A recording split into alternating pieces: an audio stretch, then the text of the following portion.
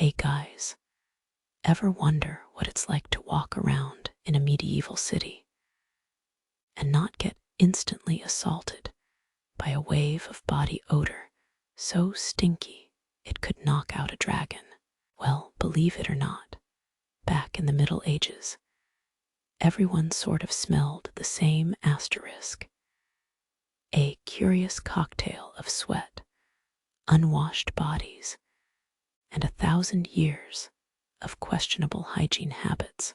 No, they didn't all have some secret, divine air freshener.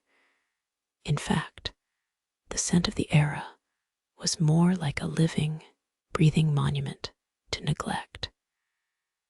Today, we're unraveling why medieval folks all smelled equally terrible. How they coped with it, spoiler, they didn't. And why, despite all our fancy hygiene gadgets, some things haven't changed that much. So, before you start judging their stench, hit that like button if you enjoy histories that don't smell like roses. And let's dive into a world where hygiene was basically a medieval myth. In the quiet heart of Stenchford, the villagers moved through their routines with unhurried grace, their daily chores filled with the faint hum of distant conversations and the soft rustling of fabric. Apprentice apothecary Lena watched as everyone seemed to carry the same gentle, unnoticed scent, something warm and earthy, like the smell of damp earth after rain. It was a smell that blended into the background of each small act, almost like a common language no one questioned. The town elder, a tall figure with a slow, deliberate gait, sent Lena to find the source, not out of suspicion, but perhaps curiosity rooted in the slow confidence of age. Beneath the fading afternoon light, the mystery seemed as impassive and ordinary as the village itself, quietly inviting patience. As days passed, Lena's search deepened, and the scent persisted, subtle, persistent, unifying to the point where one wondered if it was simply the town's invisible fabric. She examined the wells, the markets, the communal fires, sensing that somewhere within the everyday chaos lay the answer. Yet, the smell remained a gentle, unbending constant. The villagers went about their contact with water, herbs, and bread, unaware of the peculiar harmony their shared scent created. This uniformity began to create a small, ironic tension. What if everyone was, in fact, smelling the same? Yet no one noticed, because it was simply part of living here. Lena pointedly sniffed again, finding herself amused by how easily human life became a matter of small, unnoticed agreements, even in scent. One morning, as the sun reached a soft, early glow, Lena noticed that her own clothes hung with a faint trace of the same smell, an accidental echo that made her pause and smile faintly. The village elder, standing beside her, blinked slowly, his face partially shadowed by the light behind him, his eyes softly hidden, as if pondering a long-ago secret.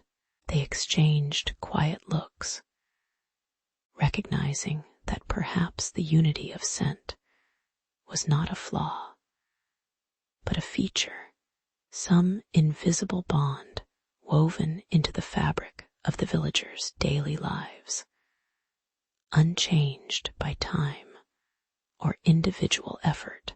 The irony shimmered quietly in the air.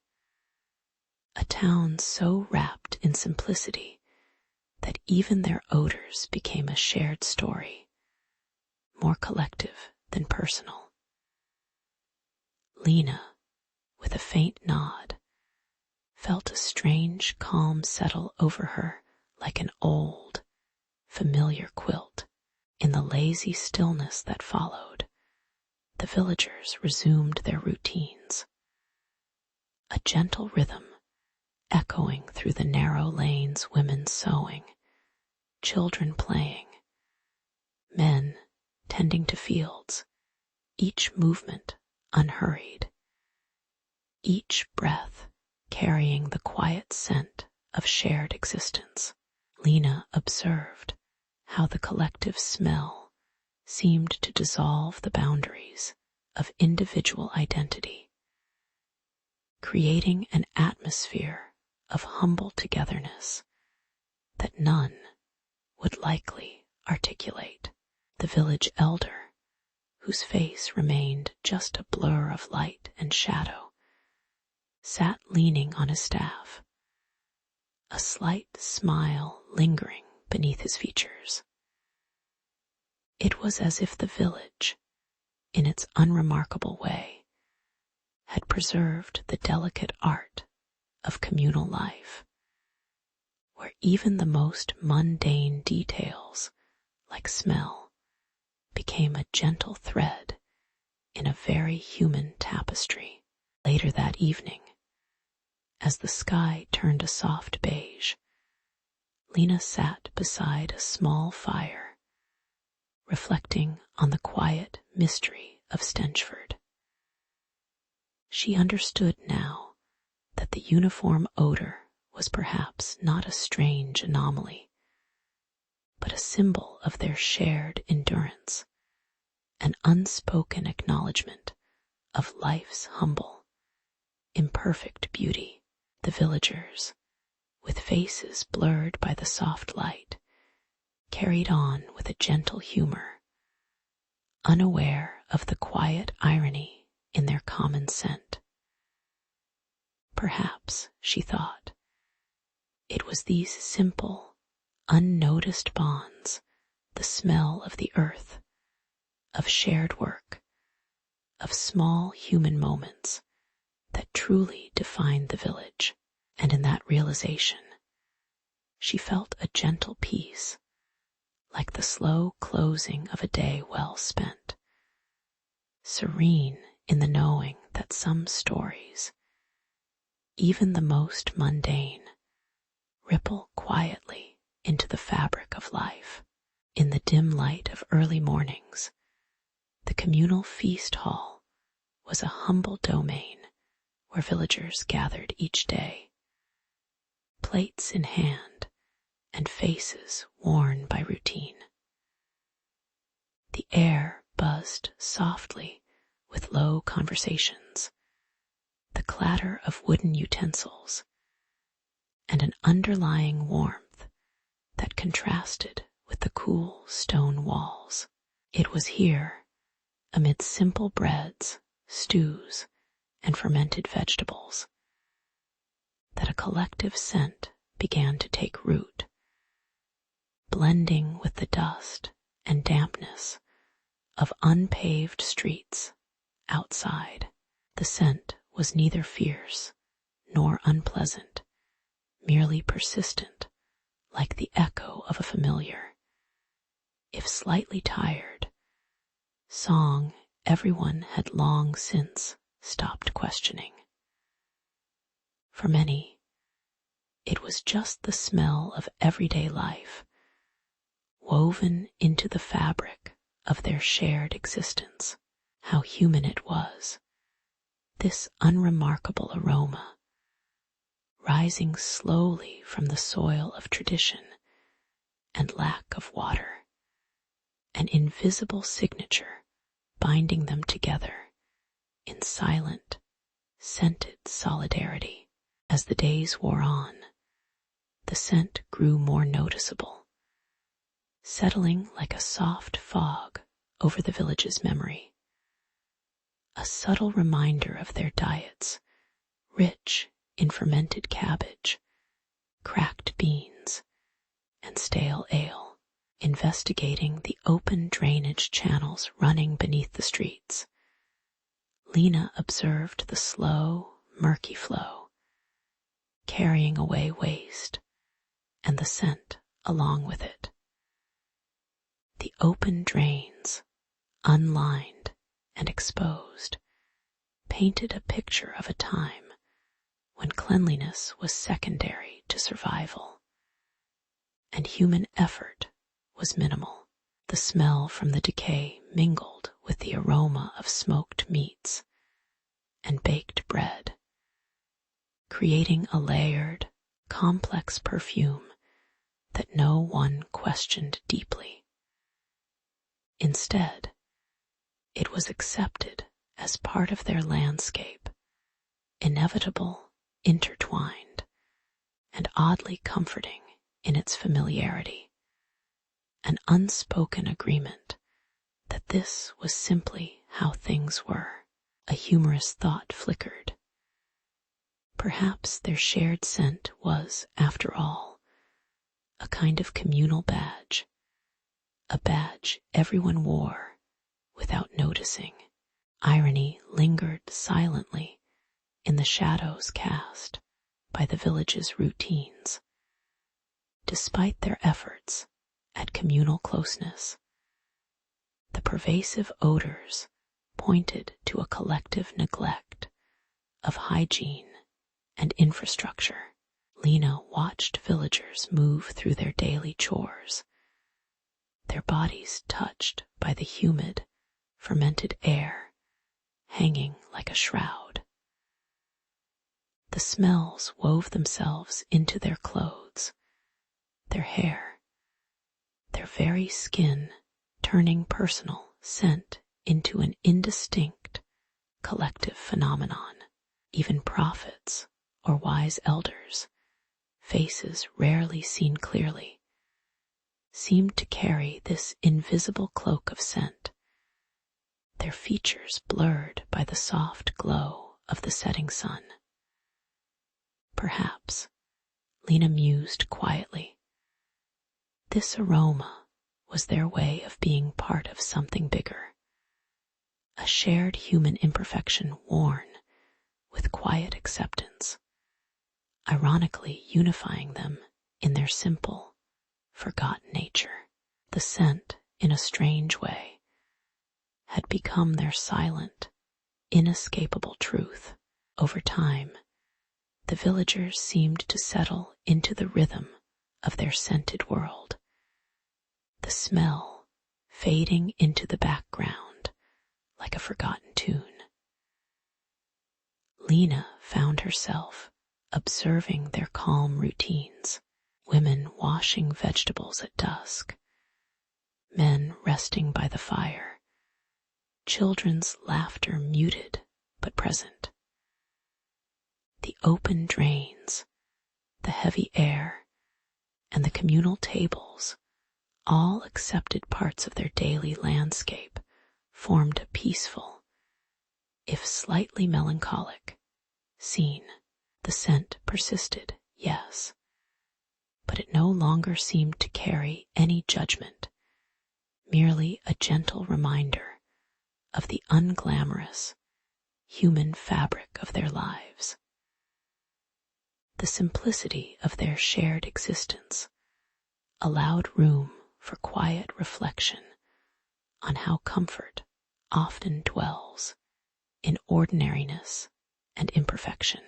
In the stillness of that evening, the collective aroma seemed both a burden and a bond, a small reminder of their enduring, unpretentious humanity. Years later, Lena would recall these moments not with judgment, but with a soft, amused sense of understanding. How humans, in their daily acts of survival, threaded themselves into the scent of their surroundings without much thought.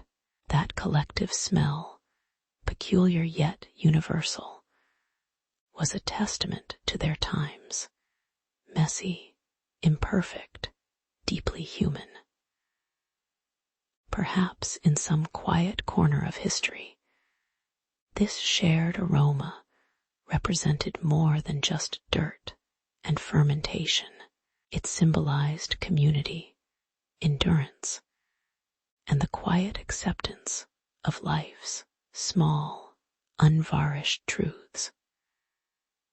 As she reflected, the stillness of that distant past seemed to whisper that, after all, the scent of a people might be less about hygiene and more about the stories they carried, a kind of invisible legacy lingering in the air long after the last dish had been cleared. In the quiet folds of the medieval world, people moved through their days with the subtle hum of routine, cloaked in rough wool and damp stone. As they washed their hands in soapy basins, little did they realize that a shared, pungent scent clung to everyone, uniting duke and peasant alike. The air was tinged with the smell of garlic and herbs, not just from kitchens, but layered into the very remedies that promised health.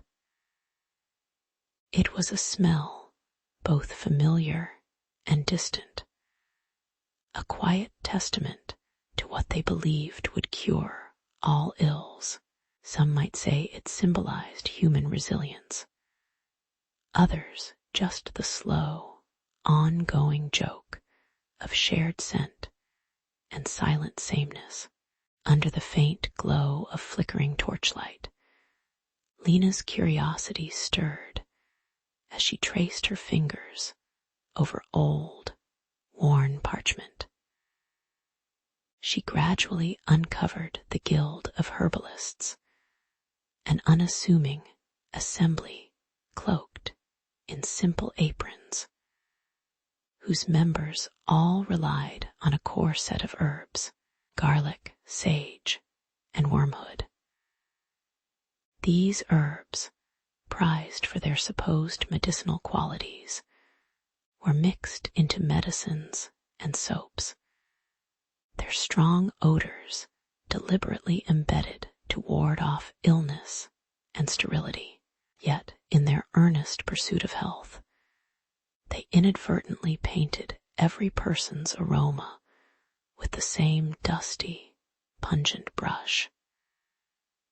The irony was quiet, but present. In trying to differentiate remedies, they had only deepened the scent of sameness. As Lena's findings settled like a gentle fog, she observed the understated humor in the situation. The fact that centuries of people, from merchant to monk, all carried the same signature smell down crowded streets or into silent cloisters. The herbalist's secret was simple yet effective. The olfactory uniformity served as an invisible badge of shared human effort, or perhaps stubborn tradition. Somehow, despite the social divides and varied diets, everyone's scent was bound by the same fundamental herbs, as if an unseen loom wove them into a collective fabric. The odor, thick and unmistakable, became a symbol of both health and human folly, worn like an invisible cloak over all. Quiet around her, Lena felt a strange peace in contemplating the slow, unchanging rhythm of it all. The scent persisted, season to season, age to age, whispering stories of herbal guilds and everyday lives that blended into a continuous, muted hum. The odors, once so vivid and sharp, now seemed almost neutral, a background murmur in the grand tapestry of medieval life. There was solace in this constancy, no matter how much society shifted or how clever surgeons or apothecaries tried to distinguish themselves. The smell remained a humble, unifying presence.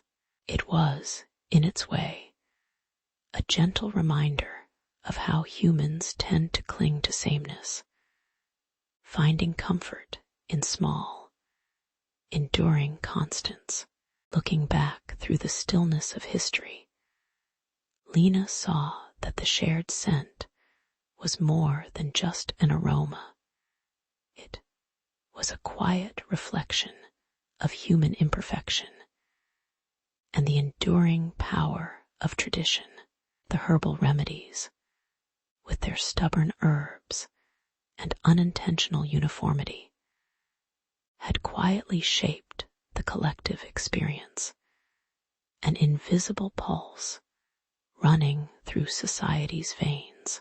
Perhaps, in the end, it was a reminder that even in the pursuit of progress, some things, like a familiar smell, persist quietly, anchoring us to a time when life was simply lived and slowly remembered. The smell of garlic and sage was, after all, just another small human detail in the slow unfolding story of centuries now past. In the slow dawn of a quiet medieval town, the tannery stood as a constant hum of industry, releasing tendrils of smoky hide scent that drifted lazily through the streets. On an ordinary morning, Lena watched the workers tend to their tools, unaware that the day's quiet rhythm was about to be interrupted by a sudden, unpredictable blaze. The fire flickered stubbornly, igniting a thick, choking cloud of smoke that billowed upward in gray tendrils, slowly suffusing the air. People on the cobbled streets paused, their faces blurred by the haze, as the smell of burnt leather and ash wrapped around them like an old, familiar blanket. It was an ordinary moment, transformed an interruption that would leave a lasting mark on their collective memory of scent and safety. As the fire raged and the flames crackled, the smoky cloud spread beyond the tannery's walls, casting a pall over Stenchford. The townspeople's reactions were subdued but palpable. Some held their noses, others simply looked away, resigned to the slow encroachment of the foul air. Lena, standing amidst her neighbors, felt a growing urgency. This was no small inconvenience, but a crisis that threatened the very essence of their everyday life. The air grew thick and heavy, filling lungs with the stubborn scent of burnt hides, making even the simplest breath uncomfortable. A sense of quiet tension settled over the town, as if they all understood that the olfactory assault marked a turning point, one from routine to the uncertainty of what comes next. In the midst of the suffocating stillness, An ironical note emerged as someone pointed out how everyone, from baker to fisherman, seemed to have absorbed a similar, indistinct odor, perhaps a little like the common scent of burnt leather and smoke. This shared experience, oddly enough, had a unifying quality, binding them in mutual discomfort. Lena chuckled softly to herself, realizing that their noses had become rather lazy, unable to distinguish one scent from another anymore. The surrounding faces, shaded by shadows from the flickering flames, blurred in a kind of collective forgetfulness of individual identities, replaced by the smell that seemed to neutralize their uniqueness. Day after day, the townspeople had grown used to certain smells by now. They were all just memories in the haze, humorously and sadly similar. Calm began to seep into the scene as the fires were slowly subdued, and the smoke dispersed into the late afternoon sky, tinged with orange and soft pink hues. Lena, now feeling the weight of effort behind her, took deliberate, measured breaths as she observed the town settling back into a tentative normalcy. The air, though still carrying faint traces of the blaze, had shifted toward a quieter, less aggressive tone. Conversations resumed softly, and neighbors exchanged knowing glances, because they recognized that, despite the chaos, they had survived the moment of industrial imperfection together. It was a reminder that beneath the surface of simple life, there lurked a persistent human imperfection that even the most careful plans could not always prevent. Their collective breath, again gentle and unremarkable, offered a lesson in patience and resilience. Later, as night fell over Stenchford, Lena reflected quietly under the dim glow of a lantern, observing how the strange, shared scent had woven into their memories in its own muted, unremarkable way. The cloud of smoke, now a faint trace in the air, served as a reminder that human progress was often slow and imperfect, from fires that burned unexpectedly to odors that mingled without discrimination.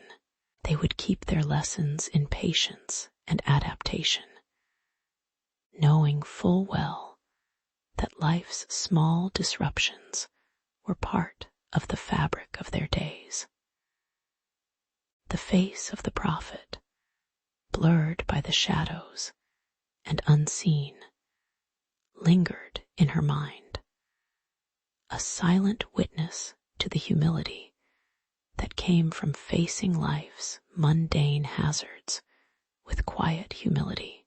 And so, in the slow, unhurried stillness of night, they rested, knowing that tomorrow would come with its own faint, familiar fragrances. In the quiet villages of the Middle Ages, a thick, unchanging scent clung to every surface, wrapping around the villagers like a familiar blanket. It was an aroma born from shared living spaces, simple diets, and the lack of bathing rituals that now seem so mundane. The air was heavy with the scent of wool, earth, and unwashed bodies, a collective aroma that seeped into homes and streets alike, blurring individual identities into a common olfactory hum. People went about their days without much thought to the scent. Daily routines carried the same smell, a testament to time's slow, unremarkable passage. It was only when some began to notice the persistent sameness that a faint flicker of curiosity stirred, whispering of change amidst the musty calm. Lena, a young woman with a thoughtful eye, decided to introduce small efforts toward diversifying their odors. She proposed rinsing their clothes more often, incorporating different herbs and spices into their water, and establishing a communal washing schedule. These ideas met some resistance, as the villagers had grown used to their familiar scent, and the change felt unusual, even intrusive at first. Yet, as days passed and the air grew subtly lighter, a gentle shift occurred, liberated from the previous uniform smell. Individual faces now carried traces of coriander, lavender, or thyme. The villagers' expressions shifted too, from wary to mildly amused, as if discovering a new facet of their shared humanity. Lena's quiet persistence began to unravel the monotony that had once defined their collective aroma. Irony settled softly into this slow revolution. The very effort to distinguish and perfume oneself highlighted the absurdity of their previous anonymity through scent. The shared smell, once an invisible wall, now felt like a fading relic, replaced by humble attempts at personal identity through smell. Sometimes, a neighbor would awkwardly sniff their neighbor's freshly washed collar, a small gesture infused with silent humor. This newfound diversity in aromas subtly challenged the uniformity that had once characterized Stenchford. Yet, no one seemed overly eager to chase perfection, only to find comfort in the small variations now emerging. The rustic, unhurried days persisted, but beneath the surface, a subtle recognition of individual presence quietly grew. In time, the villagers settled into their new, softer routine, the scent of lavender mingling peacefully with the earth. Lena, retired from her pioneer days, but still quietly watching, noticed how the air itself seemed less oppressive, less determined to erase differences, and more open to gentle contrasts. The communal washing schedule, once a novel measure, became a symbol of shared effort and small personal dignity. The faces of the villagers lost their previous blurred sameness. Their expressions, though still plain, now carried hints of humor and mundane pride. The world outside moved slowly on, indifferent to their small revolution. Yet for them, the silence was filled with unspoken acknowledgement of something subtly restored, an honest, imperfect humanity.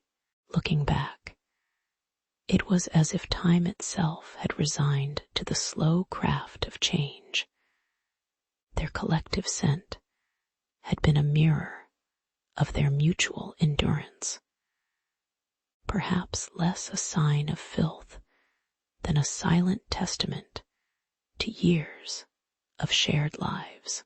Lena's simple idea transformed more than just aromas. It gently unstitched the fabric of sameness, weaving in threads of individuality through scent and routine. It was a modest victory, unmarked by grandeur or ceremony, yet meaningful in its quiet persistence.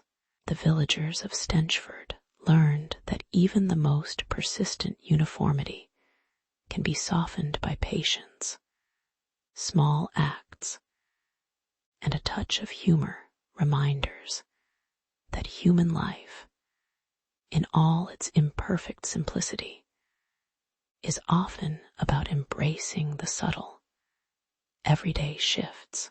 And so, under a late evening sky, they continued slowly, peacefully, with the familiar, ever-changing scent of humanity.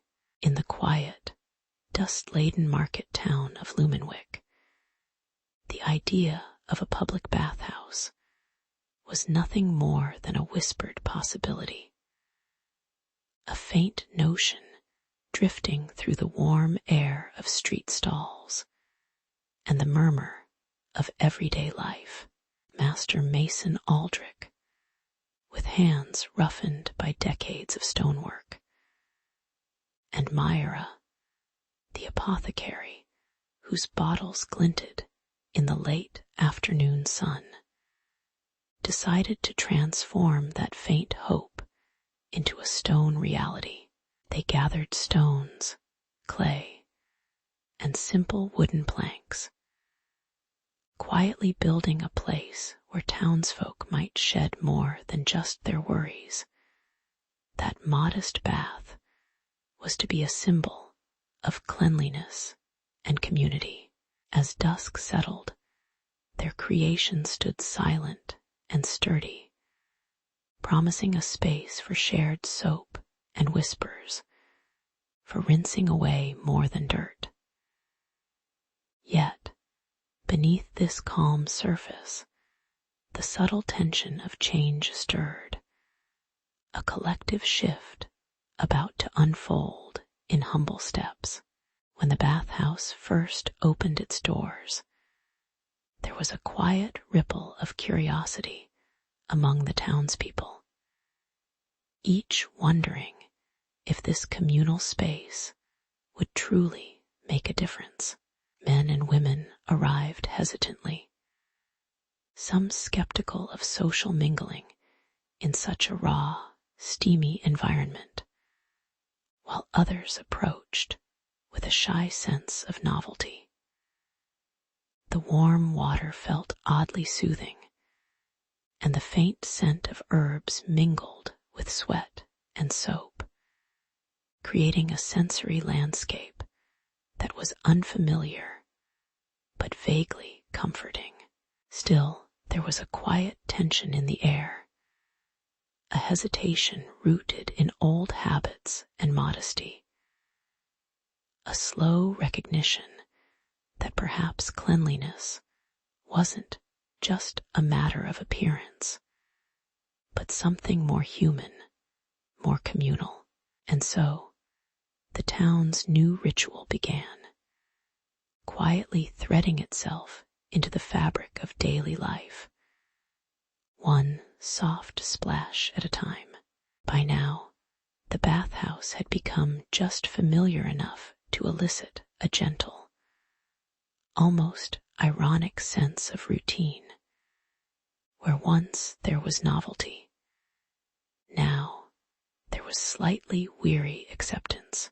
The townsfolk, dripping and wrapped in coarse linen, traded weary grins as they brushed soap from their eyes, their conversations drifting into comfortable silences, punctuated by the faint hiss of water and shuffling footsteps.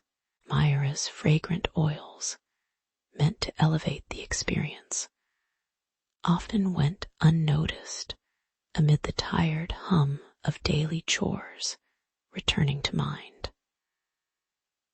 Aldrich would observe from the corner, a static figure watching as life briskly moved through the steam, an oddly mundane ritual that had become, in its own slow way, just another part of life's quiet cycle. It was a modest spectacle, both mundane and essential, framed by the slow passage of time and unremarkable human resilience. As seasons slipped by and the bathhouse settled into the background of the town's rhythm, a sense of calm took root, not the invigorating kind, but a soft, persistent quietude, like a slow exhalation.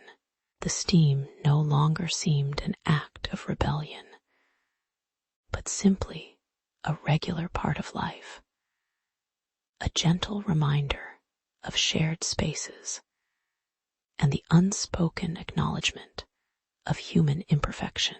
People came with their small daily burdens, their tired smiles, and sometimes a faint trace of lavender or sage behind their ears, little ritual gestures that made this place their own.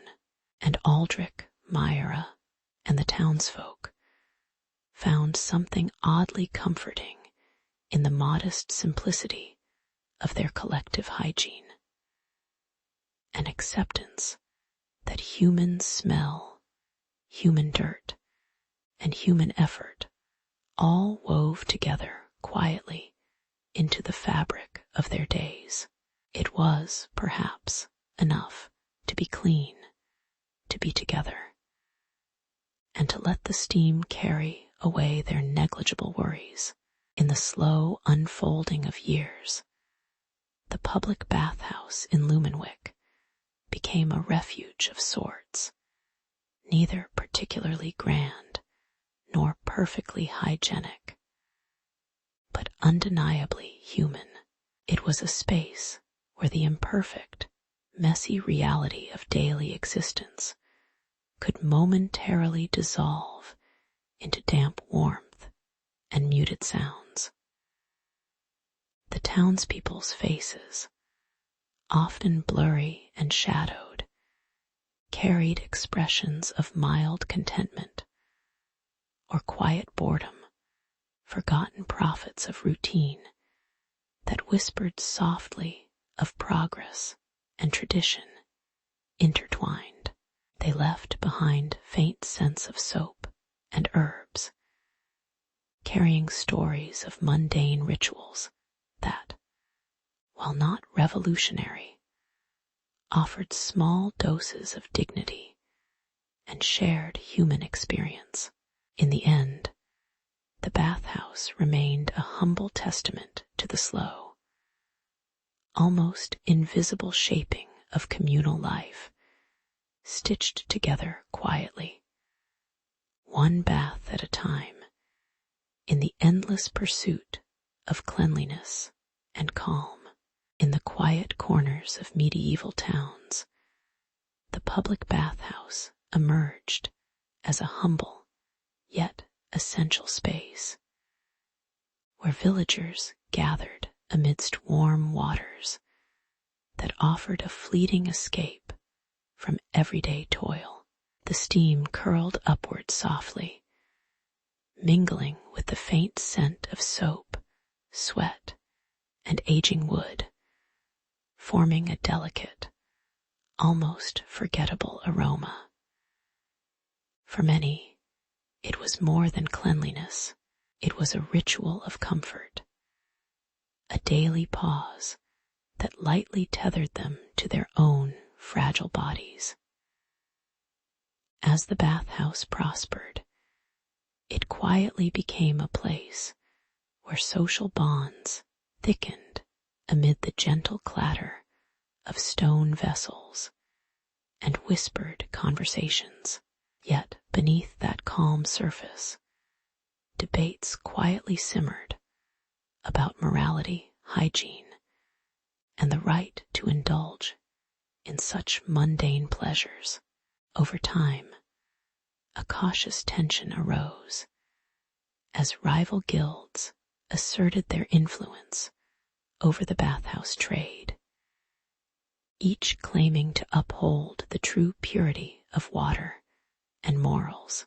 Meanwhile, some clergy members looked on with suspicion, questioning whether these steamy sanctuaries fostered too much human intimacy or undermined spiritual discipline. Quiet disagreements spread like faint ripples across the community, often voiced in the shadows of candlelit chambers or behind thick curtains. The bathhouse, once a simple human necessity, now teetered on the edge of moral controversy, an emblem of progress or perdition, depending on whom you asked. Still, patrons lingered, undeterred by the brewing disputes, seeking solace in the familiar warmth and the promise of cleanliness. Irony settled in like a dull, familiar smell when one morning townsfolk noticed a foul, unplaceable odor drifting from the nearby river, seeping into the bathing spaces without warning. The air grew thick with an ambiguous stench, faintly rotten, yet oddly unsettling, prompting whispers of concern. Sudden protests arose. The very water that once symbolized renewal now hinted at decay. The clash between human hygiene ambitions and the river's contamination revealed a stark truth. Cleanliness depended heavily on the unseen clarity of water, which was often more fragile than it appeared. The community slowly realized that dirt and dirtiness extended beyond the human body, lurking unseen in the flow of water beneath their feet. As days passed and the unsettling smell persisted, the bathhouse patrons gradually settled into a quieter acceptance, their routines subtly shifting. Eyes no longer sparkled with naive trust in the cleanliness of the water. Instead, they rested on cautious precautions. Perhaps more water boiling than before, more hand washing, more silent prayers for health. Amidst the mundanity, there was a gentle hum of everyday life, the rub of scrubbing cloths, the soft sighs of tired bodies, the muted footsteps on cold stone floors, all unfolding in a slow, measured rhythm of human endurance. The community learned, quietly, that reassurance was fragile, best maintained not by grand gestures, but by small, consistent acts of care amidst persistent imperfection. The smell, the water, the dirt, all became part of the unspoken, ongoing story of life's quiet efforts to stay clean and sane. Looking back, the story of the bathhouse reveals a humble truth, that human struggles with purity of water, scent, and self are as old as the stones underfoot.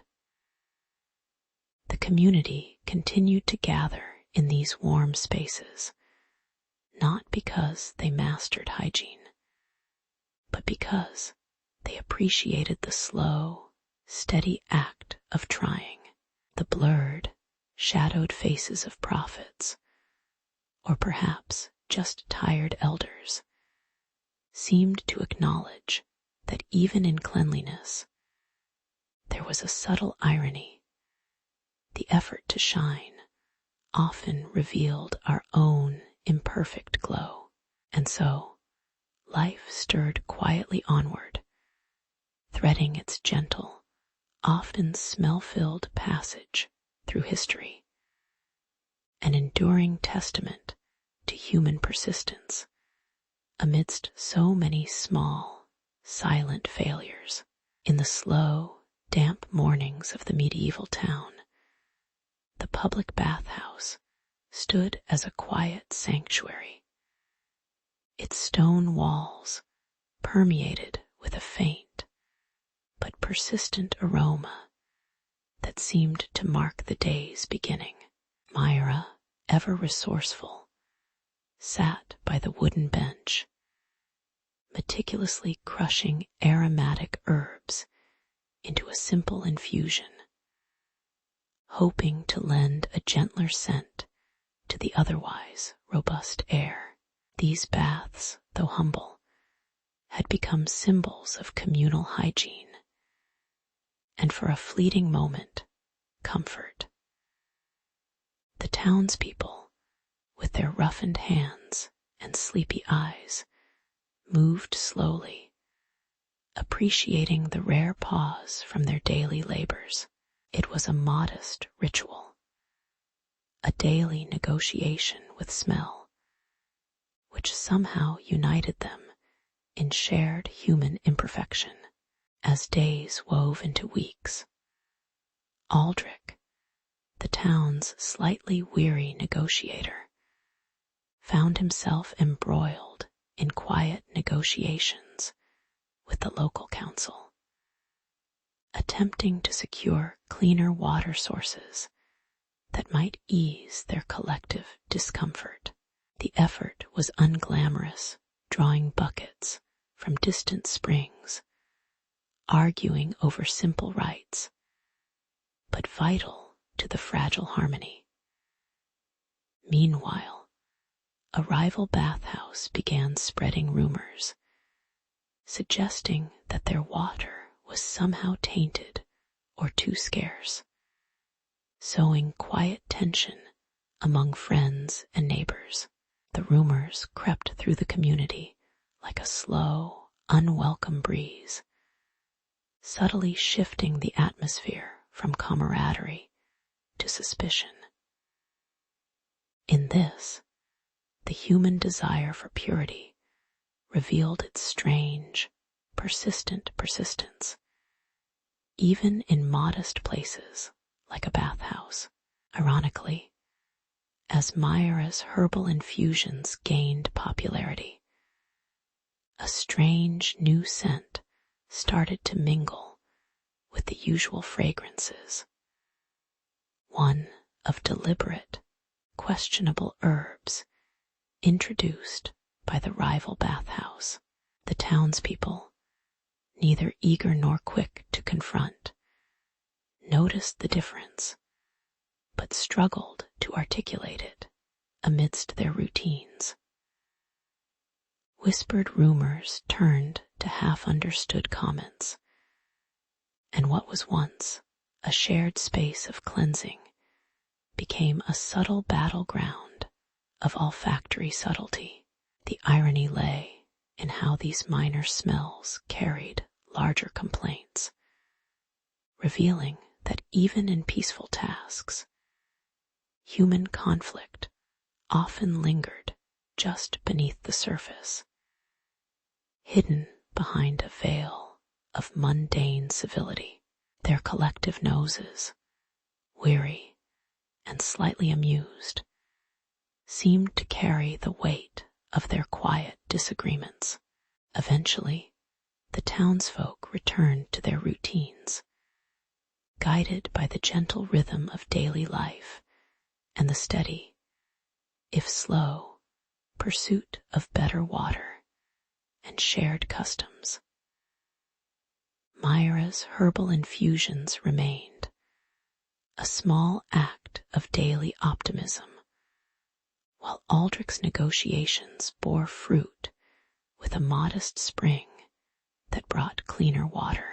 The rival rumor-mongering faded into unnoticed silence, replaced by the comforting hum of comfort regained. The community guttered into quiet, unspoken agreements, not unlike the slow ebb of everyday human simplicity. In these calm moments, the bathhouse's warmth and smell became less an emblem of conflict and more a testament to their humble endurance and shared humanity. It was a reminder that even small, imperfect routines could shape communal bonds. Looking back, the mundane story of the bathhouse and its scents offers a quiet reflection. Human lives, no matter how modest, are woven through with the subtle struggles of comfort, cleanliness, and community. Myra's herbs, Aldrich's negotiations, even the spread of rumors. These were the slow strokes of everyday life, both imperfect and beautifully human.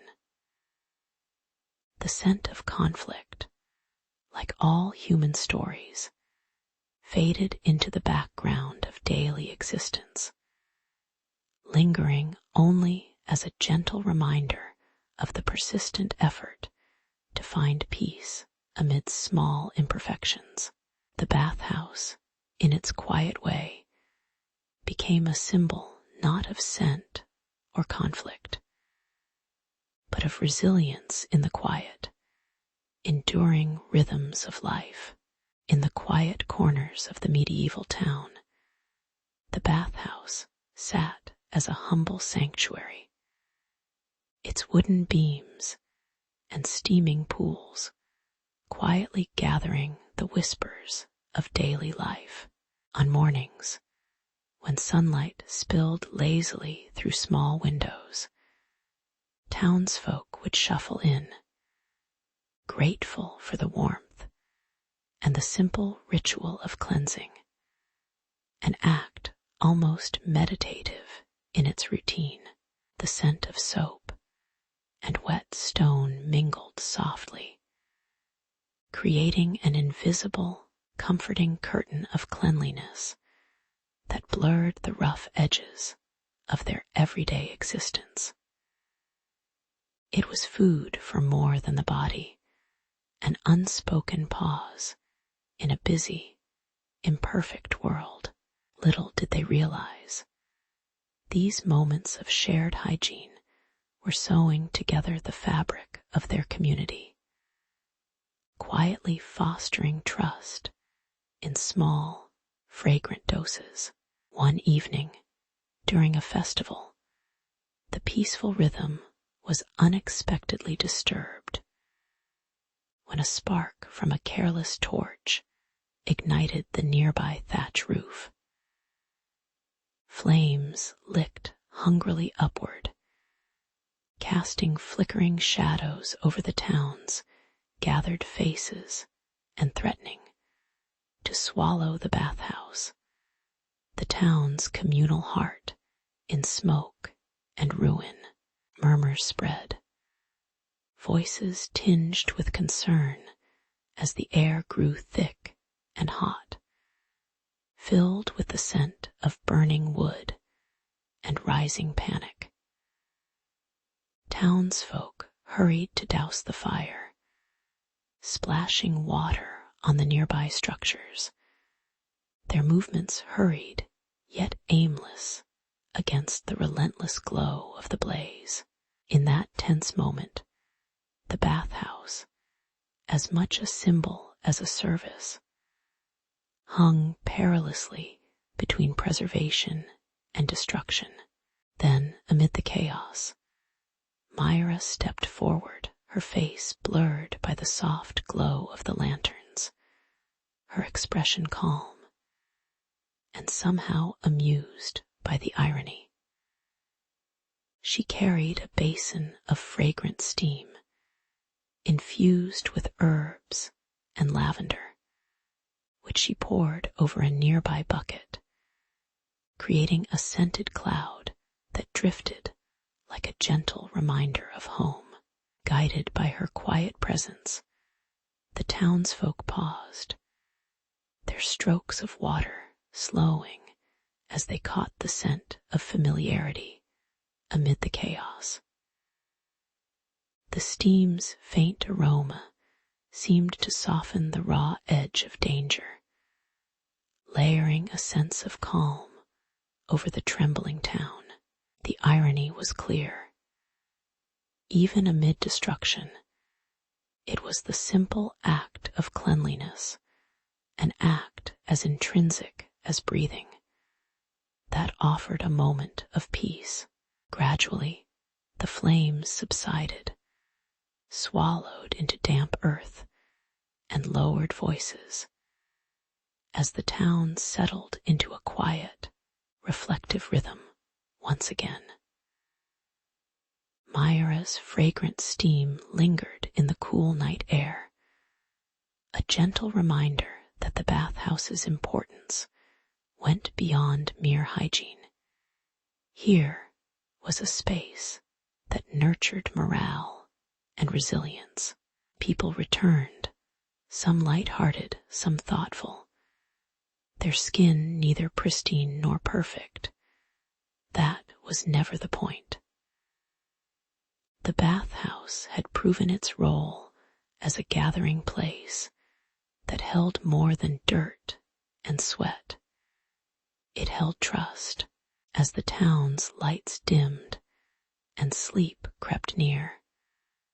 The familiar hum of quiet conversations and the distant water dripping from buckets served as lullabies for a community that, despite its flaws, knew its shared sanctuary was worth protecting.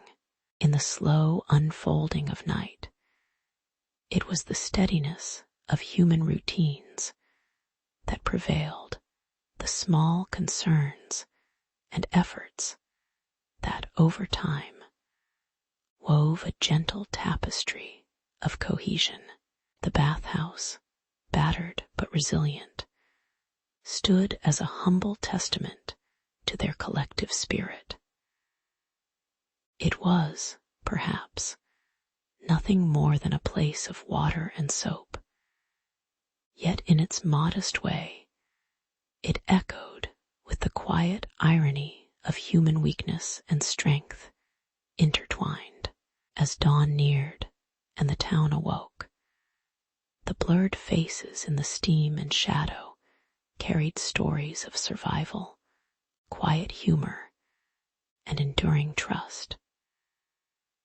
In that lingering scent of herbs and shared purpose, there was a subtle reminder that sometimes the greatest victories were in preserving the simplest traditions amid life's inevitable chaos.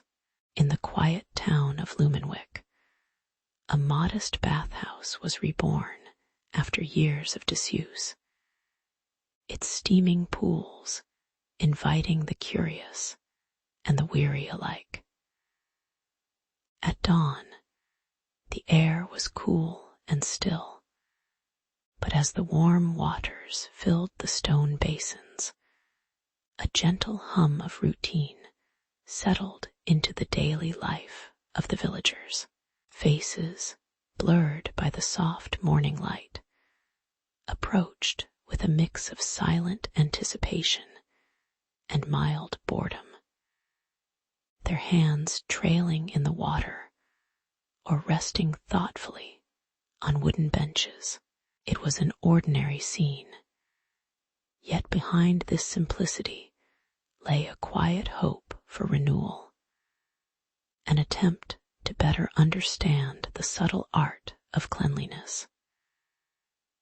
As they soaked, the smell of sweat and dirt gave way slowly to something softer and more neutral, hinting at a modest human aspiration for freshness.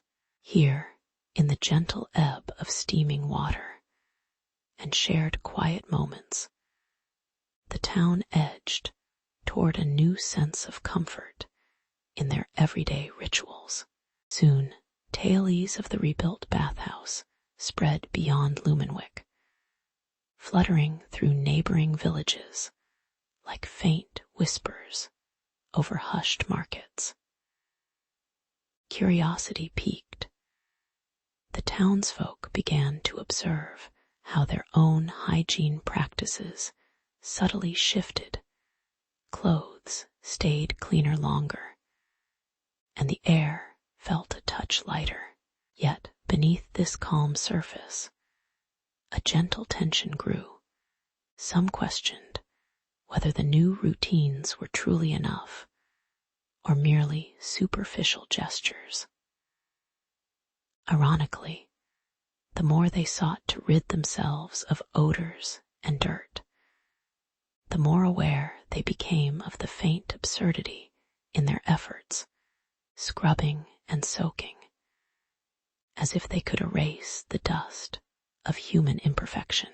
Observers with blurred faces, perhaps prophets or town elders, watched silently, their obscured expressions hinting at shadows of doubt. The modest pools had ignited a quiet debate on whether cleanliness was a matter of soap, water, or simply the acceptance of human smell.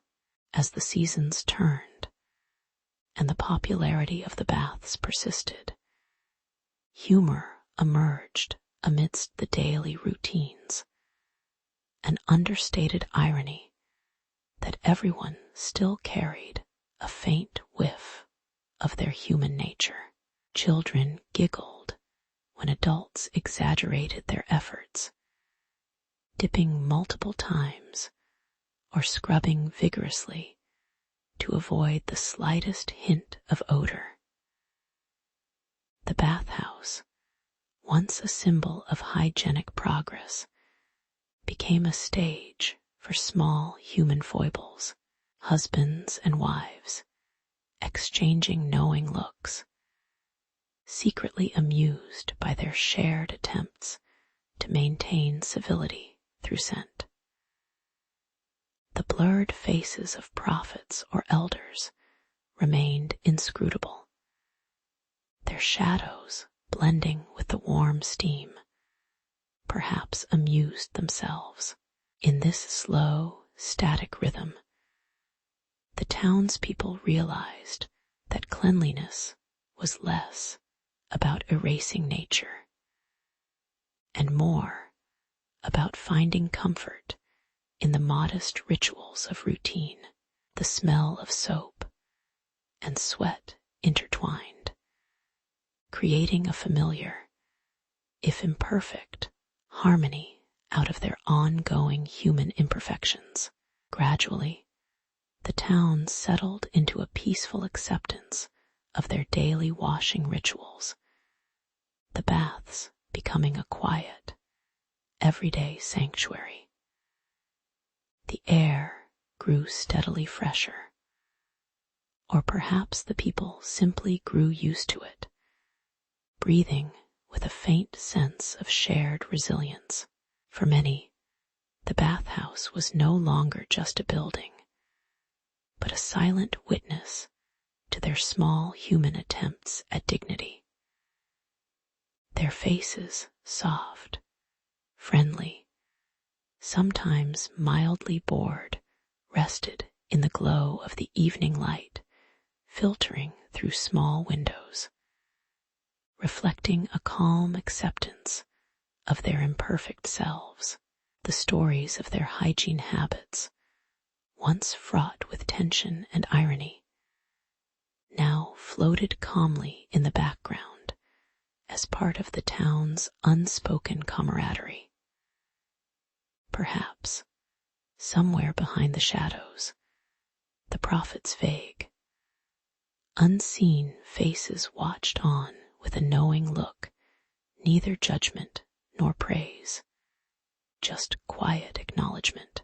In this steady rhythm, they found that cleanliness was less a goal and more a gentle, ongoing tradition, an unspoken agreement to live, to wash, and to simply be.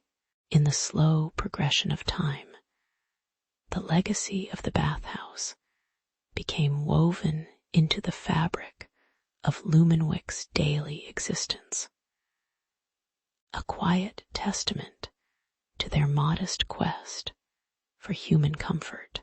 The walls, once plain and utilitarian, now held memories of steaming mornings and shared glances. The water's gentle murmur echoed softly in the minds of those who, long after, remembered the simple act of cleansing as a small act of solidarity. The stories of this modest change reached neighboring regions, carried in murmurs and learned whispers, inviting others to consider their own quiet practices of hygiene. Yet, beyond all the soap, water, and shared routines, one sensed that beneath the calm surface lay an enduring human irony, that in trying to escape their natural scent, people merely learned to live alongside it with a little more patience and humor. Perhaps it was this slow acceptance, this peaceful surrender to the mundane, that truly defined their legacy. In the end, the bathhouse was less a place of transformation and more a quiet, ongoing reminder of human imperfection, softened by the gentle waters of routine. In the soft light of dawn, the bustling market town of Loxford began to stir. The air was already thick with the mingled scents of baked bread, spiced porridge, and the faint tang of fermenting grains. Young Aldrich, a baker with flour dust on his sleeves, arranged freshly kneaded loaves on his wooden stall, unaware that his simple act was about to blend into the complex tapestry of town smells. Villagers moved slowly, some greeting each other with quiet nods, their movements as unhurried as the drifting clouds overhead. The warm, humid air promised a day filled with the promise of harvest, yet also whispered of the odors that each harvest season inevitably carried. It was a quiet harmony, one carried on the scent of food, sweat, and earth, though beneath it all, the subtle tension of how these aromas would evolve throughout the day loomed gently. As the morning unfolded, the market grew louder with the voices of farmers and cooks, their exchanges punctuated by the clatter of wooden carts and the rustling of rough-spun fabrics. The aroma of roasted game, seasoned with herbs, and perhaps a hint of smoky bitterness, intertwined with the sweet, slightly sour scent of pressed apples and pressed ale fermenting in large barrels nearby. The air grew warmer and thicker, a slow rising tide of odors that clung stubbornly to every surface, clinging to wooden stools, woven baskets, and the rough stones beneath villagers' feet. A sense of busy anticipation hung heavy, as if each fragrant note predicted the overflowing feast that would soon fill every stomach. And inevitably, every corner of the street, with its murmur of odors, too numerous to separate. It was a feast not just for the body, but for the subtly layered senses of the town itself. By midday, the irony of the scene had begun to settle in, as the sweet and savory smells collided and ground into each other. The roasted meats, the fermenting grain, the spiced fluids, all mingling without concern for individual clarity, creating a complex symphony of odorous chaos. Aldrich, now wiping flour from his brow, chuckled quietly at how the once clear scents had become a murky cloud, each aroma competing for dominance in the stale breeze.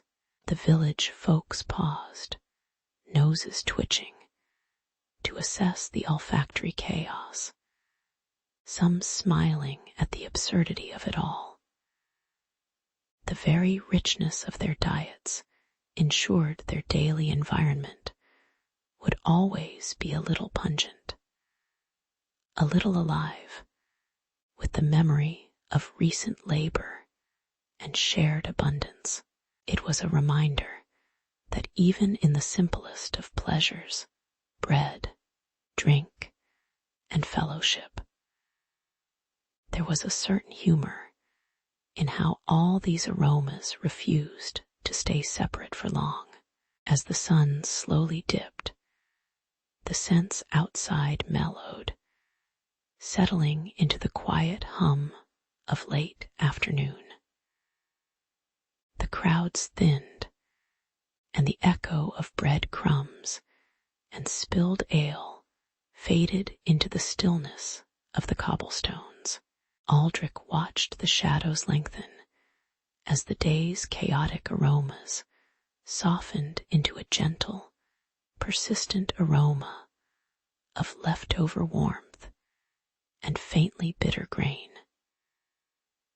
The air was cooler now, carrying with it the calming memories of the day's toil, and perhaps the faintest hint of lace or damp wool from the villagers' cloaks as they prepared to rest. The chaotic symphony of odors had given way to a more subdued atmosphere, one reflective, almost introspective, where the day's excesses dissolved into the calmer sense of coming evening.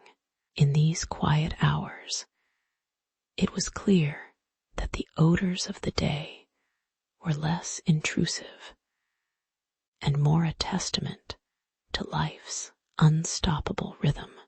Later, as night settled over Loxford, the lingering odors became softer, almost nostalgic, a reminder of the abundance and effort woven into each harvest and its preservation.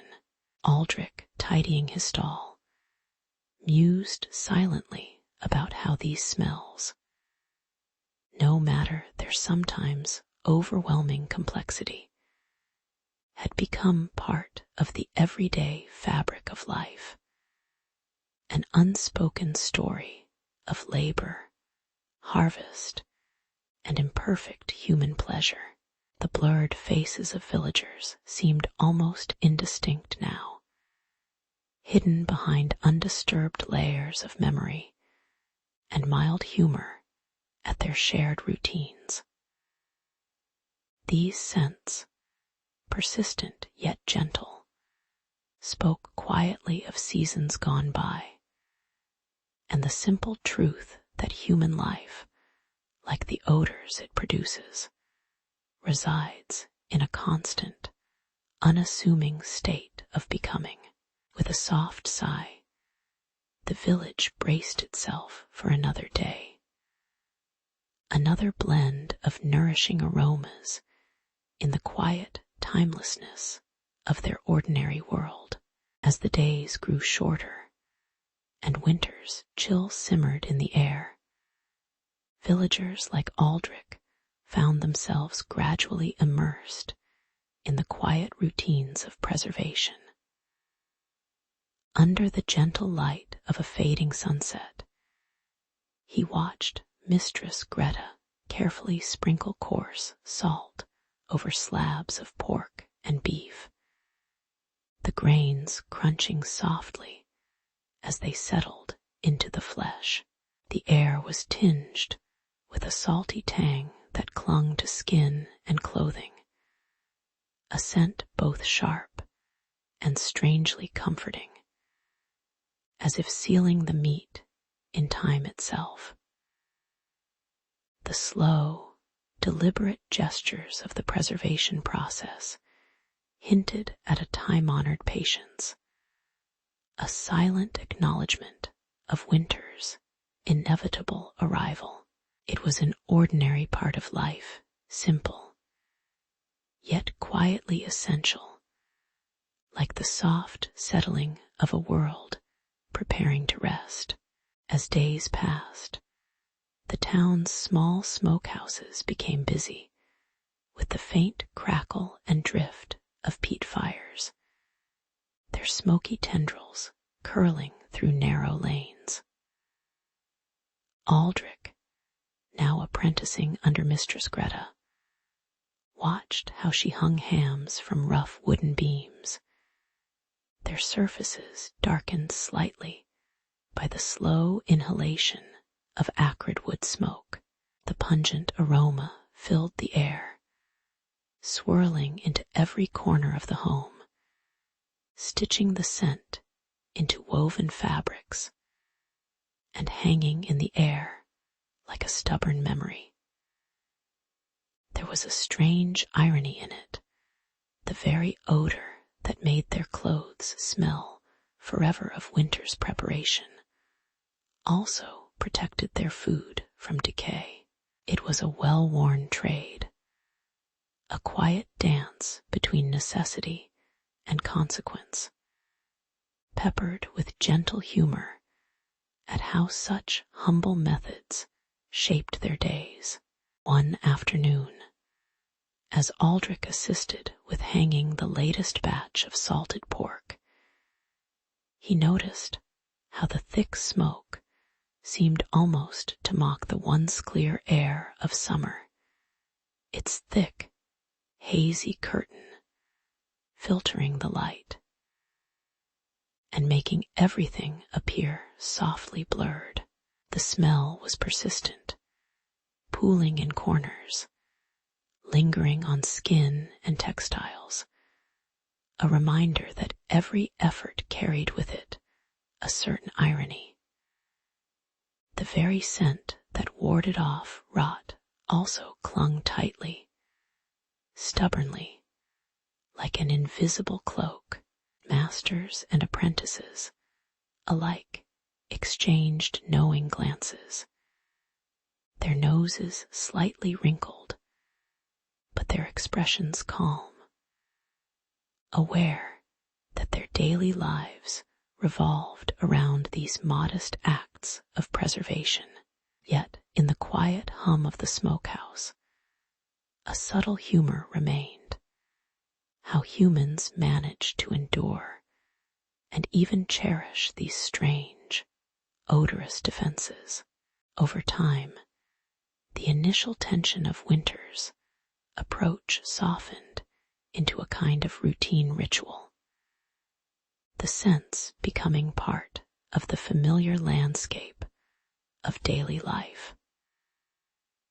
Aldrich found himself inhaling the salty, smoky air without surprise, as if these odors were threads woven into the fabric of his world. He watched villagers go about their tasks, the haze of peat smoke drifting lazily in the cold air, lifting only when wind briefly disturbed it. The odors had become less of an intrusion and more of a gentle background hum, a muted reminder of human endurance and the quiet humor in their attempts to contain chaos in humble, fragrant ways, even as the smell sometimes clung stubbornly to cloth and hair. There was a strange comfort in its constancy. In those slow, quiet moments, Aldrich reflected on the subtle irony that wondered whether future generations would smile at how such simple preservation methods, salt and smoke, had shaped their very daily existence. The odors, once sharp and intrusive, had become part of the town's history, lingering like a faint echo of industrious hands at work. They were neither harsh nor heroic, merely human, imperfect, resilient, slightly humorous in their persistence.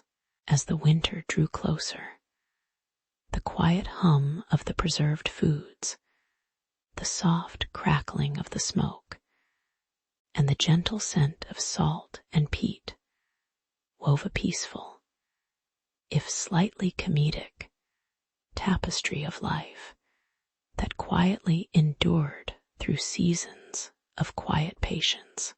In a quiet village nestled beneath a weary sky, the morning dawned slowly, revealing a world where the air was thick with whispers of yesterday's harvest and the gentle hum of daily chores.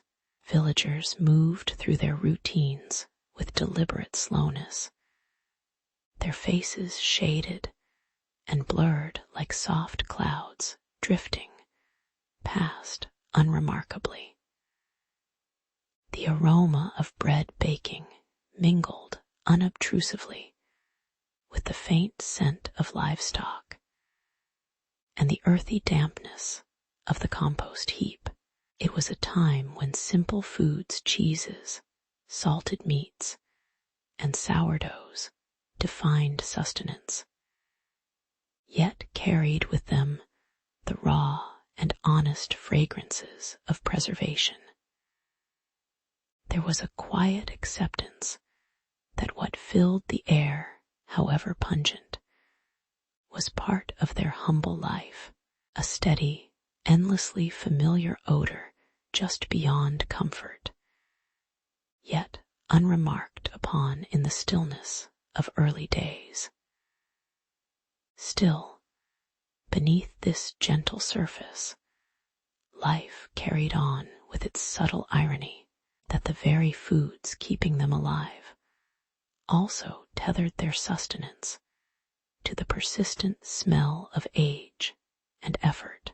As the days wore on and the harvest failed, a strange tension settled over the village, a collective turn towards reliance on fermented leftovers, jars of sour cabbage, and frothing ale left to bubble late into the night. The aroma grew sharper, sour and yeasty, an omnipresent scent that layered itself defensively over the familiar odors of manure and smoke. Sometimes, at dusk, villagers would pause and cough modestly, glancing at one another while fighting the unspoken worry that these smells might be portents, omens whispering warnings from unseen prophets about luck and ruin. Aldrich, the village's modest keeper of the storeroom, struggled to balance nourishing their bodies and shielding their senses from the pervasive sourness that clung to his clothes and skin. The odors had become both sustenance and test, their semi-tangible presence stirring superstitions and half-serious fears, as if the very air wove omens in the persistent sourness. Irony, in its slow and understated way, unfolded in the way folks began to joke about the smell, some claiming it was the village's new perfume, others insisting it was the spirit of the harvest, taking a foul but humorous hold over their lives.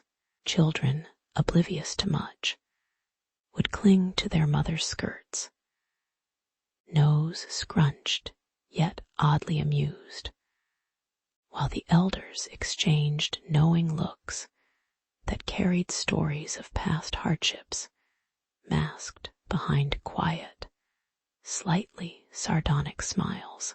Aldrich, observing this, found himself amused by the resilience of their patience. How even a stench so pungent that it faintly seemed to give the wind a sour texture could be met with such calm humor. The irony was palpable. Their livelihood, fermented foods, and foul odors intertwined in a daily dance that bordered on comedic. Life, it seemed, persisted in a slow, understated rhythm, sprawling around the unremarkable yet persistent smell of human effort and decay. In the slow, overheated quiet of the evening, as light waned and shadows stretched lazily across the rooftops, it was clear that the odors of fermentation and refuse had become woven into the way of life, faint memories embedded in each breath. Time had dulled the sharpness of the sourness, replacing it with a gentle, almost forgettable background hum of human persistence. Aldrich, standing quietly at the door of his cottage, looked out over the familiar landscape, the smell drifting through the air like an ordinary breeze. He understood, in a quiet, unspoken way, that these odors, foul and fleeting, were only part of the story of how humans had, through patience and resilience, turned their imperfections into everyday wisdom. Perhaps, after all, it was the patience to accept even the foulest of smells that quietly marked their endurance, a humble testament to life's slow, unremarkable progress, messy, imperfect, and quietly enduring in its own gentle way. In the quiet recesses of a medieval town, life revolved around simple routines and the slow ebb of seasons. The air was often tinged with the faint aroma of bread baking, herbs drying in windows, and the occasional tang of fermented cider. As summer approached, the marketplace buzzed with activity, produce piled high, barrels filled with wine, and baskets of roots and cabbages stored in shaded corners. Everything seemed normal until one particularly hot day when the sun hung strangely heavy and the scents began to shift and swell unexpectedly, like a slow warning from the environment itself. People went about their daily tasks, unaware that beneath their feet, unseen processes were quietly unraveling, hinting at a coming discomfort that would soon demand their attention. As the heat wave persisted, the familiar odors grew more oppressive: overripe fruit, souring vegetables, and the musty smell from communal cellars mingled in a way that made breath catch and eyes water. The townsfolk started to notice a sense of unease, their noses twitching involuntarily, cheeks pinching at the acrid, swelling haze that drifted through open windows. Lime-cured, humble villagers paused in their chores, exchanging sideways glances over pitchers of water, murmuring about the smell that refused to abate. Children scurried past, eyes watering, while the elderly coughed softly.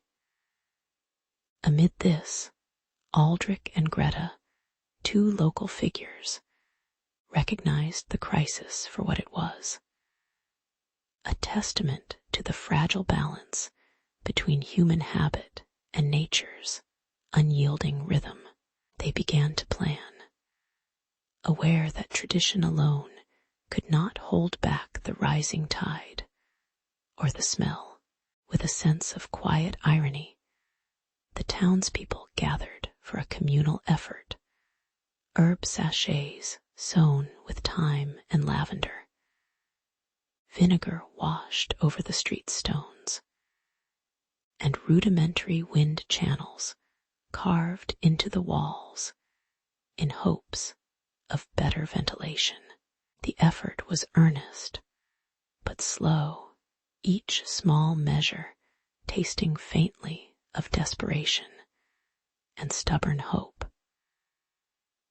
As they worked, a few old-timers chuckled quietly, joking that they were merely trying to fight something as old as the town itself: nature's reluctance to stay subdued.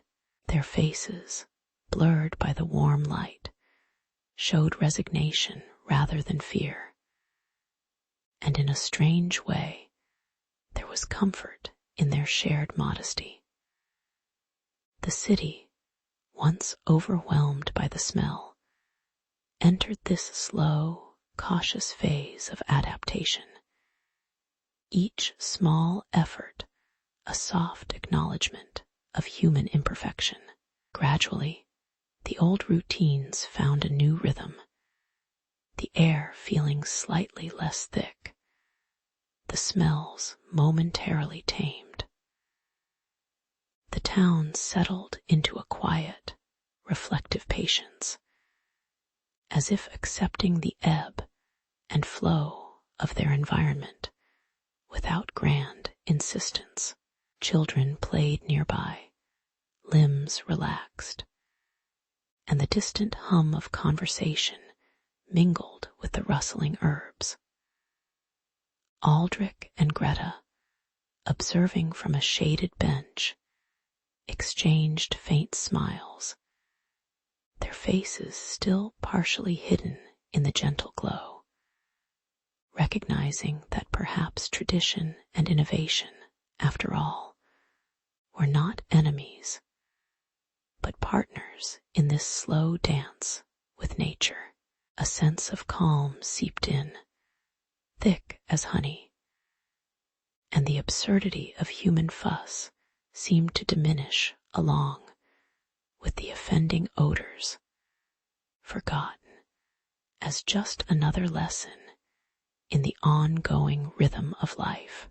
In the end, the great stink served as a humble reminder of human smallness amid natural forces that could not be wholly tamed. The townspeople's efforts, while modest, underscored a quiet truth: that progress often came in small steps: herb pouches, vinegar rinses, open windows, carrying with it a gentle irony that sometimes mere patience outlasted stubborn tradition. As the seasons shifted and the air cooled, the smell receded, leaving only faint memories of the summer when everyone learned to breathe again. A little wiser and a little more resigned to the slow, inexorable rhythm of life, the villagers returned to their routines, their faces turned slightly downward in a gesture of mild amusement at how much fuss could be made over something as simple and as stubborn as smell. In the quiet dawn after the fair, the townspeople of Loxford began to notice that their once overwhelming odors from preserved foods lingered less insistently. The crowded market stalls, filled with salted meats and dried herbs, had once infused the air with a tangled, often pungent symphony of smells that seemed to linger stubbornly in every corner of the town. Some villagers, eyes half closed from sleep, found themselves appreciating the subtler notes, the faint waft of fennel, the gentle scent of fermented vegetables, harbingers of a new, more tempered awareness. It was as if the collective breath of the town had, over the course of celebratory days, grown tolerant of the olfactory chaos, yet also hungry for balance. The air now carried a softer quality, quieter and more contemplative, whispering that perhaps cleanliness and preservation could coexist with a touch of gentle scent, if only just enough. Yet beneath this calm, there was a subtle tension lurking, a desire for permanent harmony that was somehow elusive. As days passed, some villagers experimented with drying herbs and washing their eating spaces more thoroughly, trying to tame the stubborn odors rooted in their daily routines. The more dedicated preservation techniques, like smoking meats and fermenting vegetables, produced lingering aromas that stubbornly refused to fade. Old routines clashed with new hopes, and the collective awareness of smell became a quiet debate whether to cling to the traditional methods or seek the fleeting comfort of freshness.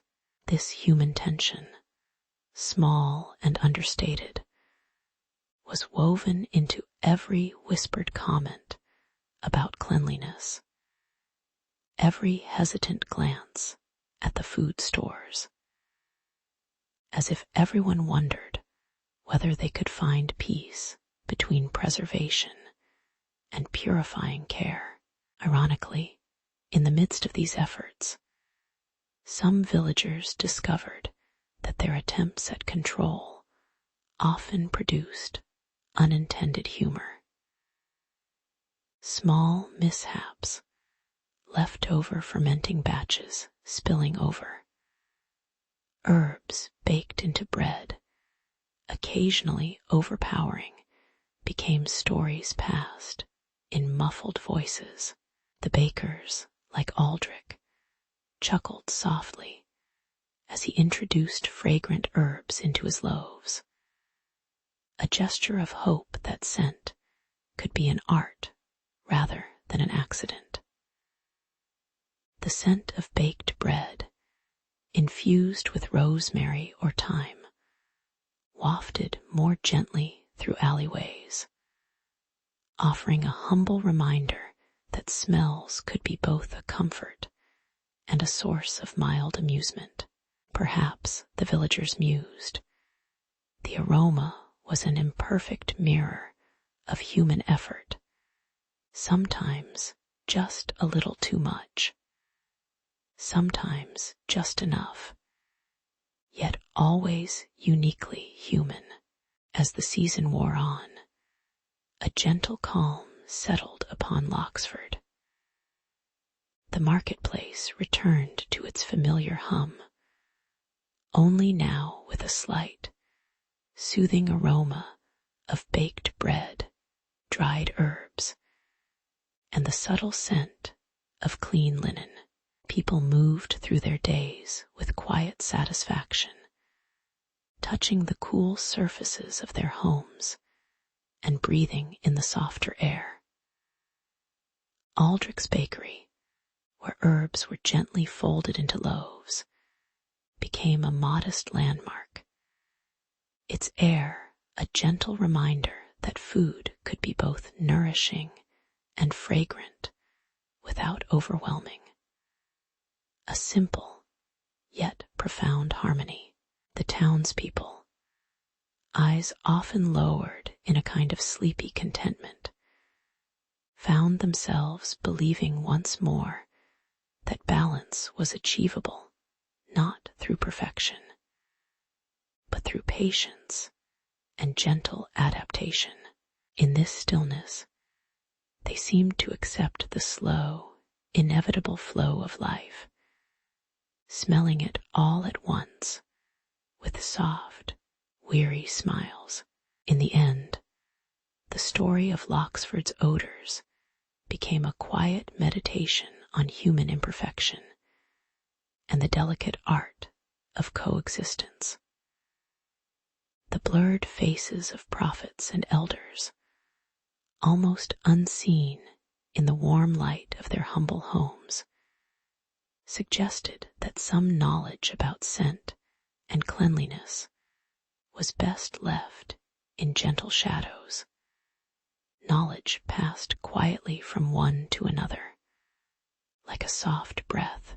The town, with its slightly amused and weary spirit, had learned that no method could completely tame the natural odors of life, nor should they wish to.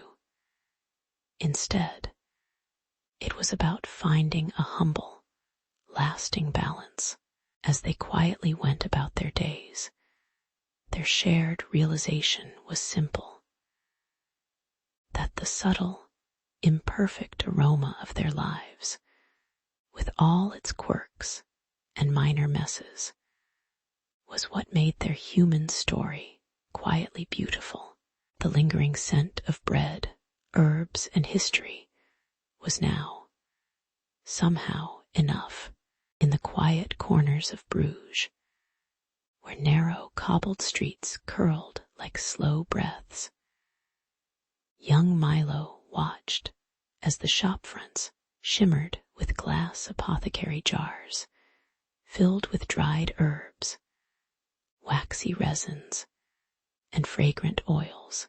Under the watchful eye of Master Aldrich, he learned to distinguish the subtle scents of juniper from the sharp tang of cinnamon, all within a haze of mild, lingering smells that barely disturbed the still air. It was a simple start, but even then, the weight of guild regulations pressed gently upon him, rules about pure ingredients and scent strength that seemed to blur the boundaries between art and obedience.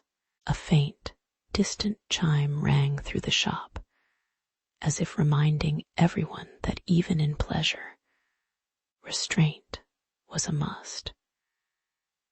It was a beginning, slow and unassuming, where every small bottle held a story of patience and silent regulation. As days slipped into weeks, Milo's routine grew more precise. He memorized the forbidden blending of herbs and the maximum scent strength allowed by the guild's decrees. But a quiet tension simmered beneath his careful craftsmanship. Meanwhile, Lady Isolde, noble lady and keen patron of perfumes, wandered into the guild shop with a soft, impatient gaze, her desire to forge a scent that would set her apart, a signature unseen and fragrant, was almost palpable in her gentle gestures. But the guild's strict array of ingredients, and their limits on how potent scents could be, no more than a faint whisper, clashed strangely with her ambition. She sought a fragrance that would stand out in a crowd, but was met only with calm, measured responses from the guild masters, as if her aspirations had quietly become part of the slow, unchanging landscape of regulation. There was a moment, subtle and quietly ironic, when Milo accidentally overpressed a bottle, releasing a puff of unexpectedly strong scent that momentarily drew a few amused, sleepy glances from his fellow apprentices. A small, embarrassed smile crossed his face as he watched a master's brow lift behind the blurred shadow of their worklight.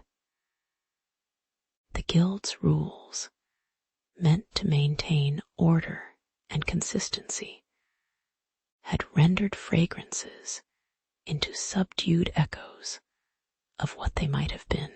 It was as if the very nature of scent, with its fleeting, elusive charm, had been gently dulled by the careful, tired hands of regulation. The scene was almost humorous in its quiet absurdity.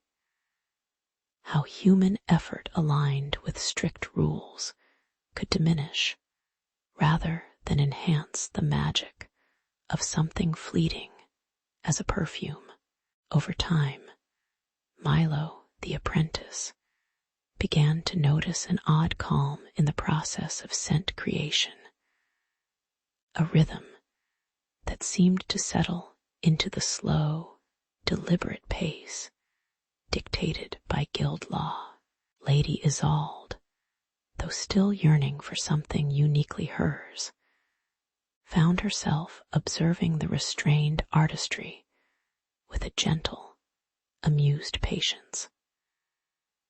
The light in the shop wavered softly on jars of carefully chosen ingredients, and the gentle hum of quiet conversations and whispered instructions filled the space, fostering an unexpected sense of peace. The regulations, after all, became part of the story, the background hum of human desire, moderated by the slow, deliberate hand of tradition, shaping perfume into something gently restrained, yet subtly meaningful. In those moments, scent became less about standing out and more about quietly existing within boundaries.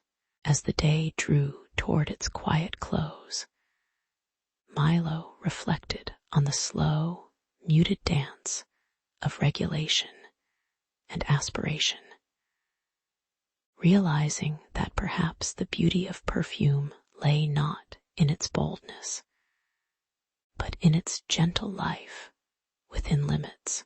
Lady Isolde, her quest slightly softened by the calm of restraint, purchased a modest, restrained fragrance, an ode to patience more than novelty.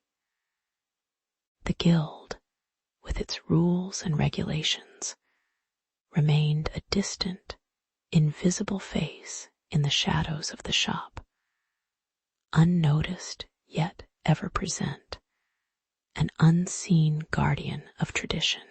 The light outside faded into a gentle dusk, and the scent of dried herbs lingered softly in the air, as quiet and unassuming as the slow passage of time. There was a kind of peace in noticing how human stories, even about perfume, could be composed within the gentle rhythm of limits and patience, an ordinary truth about the quiet persistence of human craft and desire. In a quiet corner of a medieval city, Milo wandered through a forgotten garden, the shadows lengthening as dusk settled around him.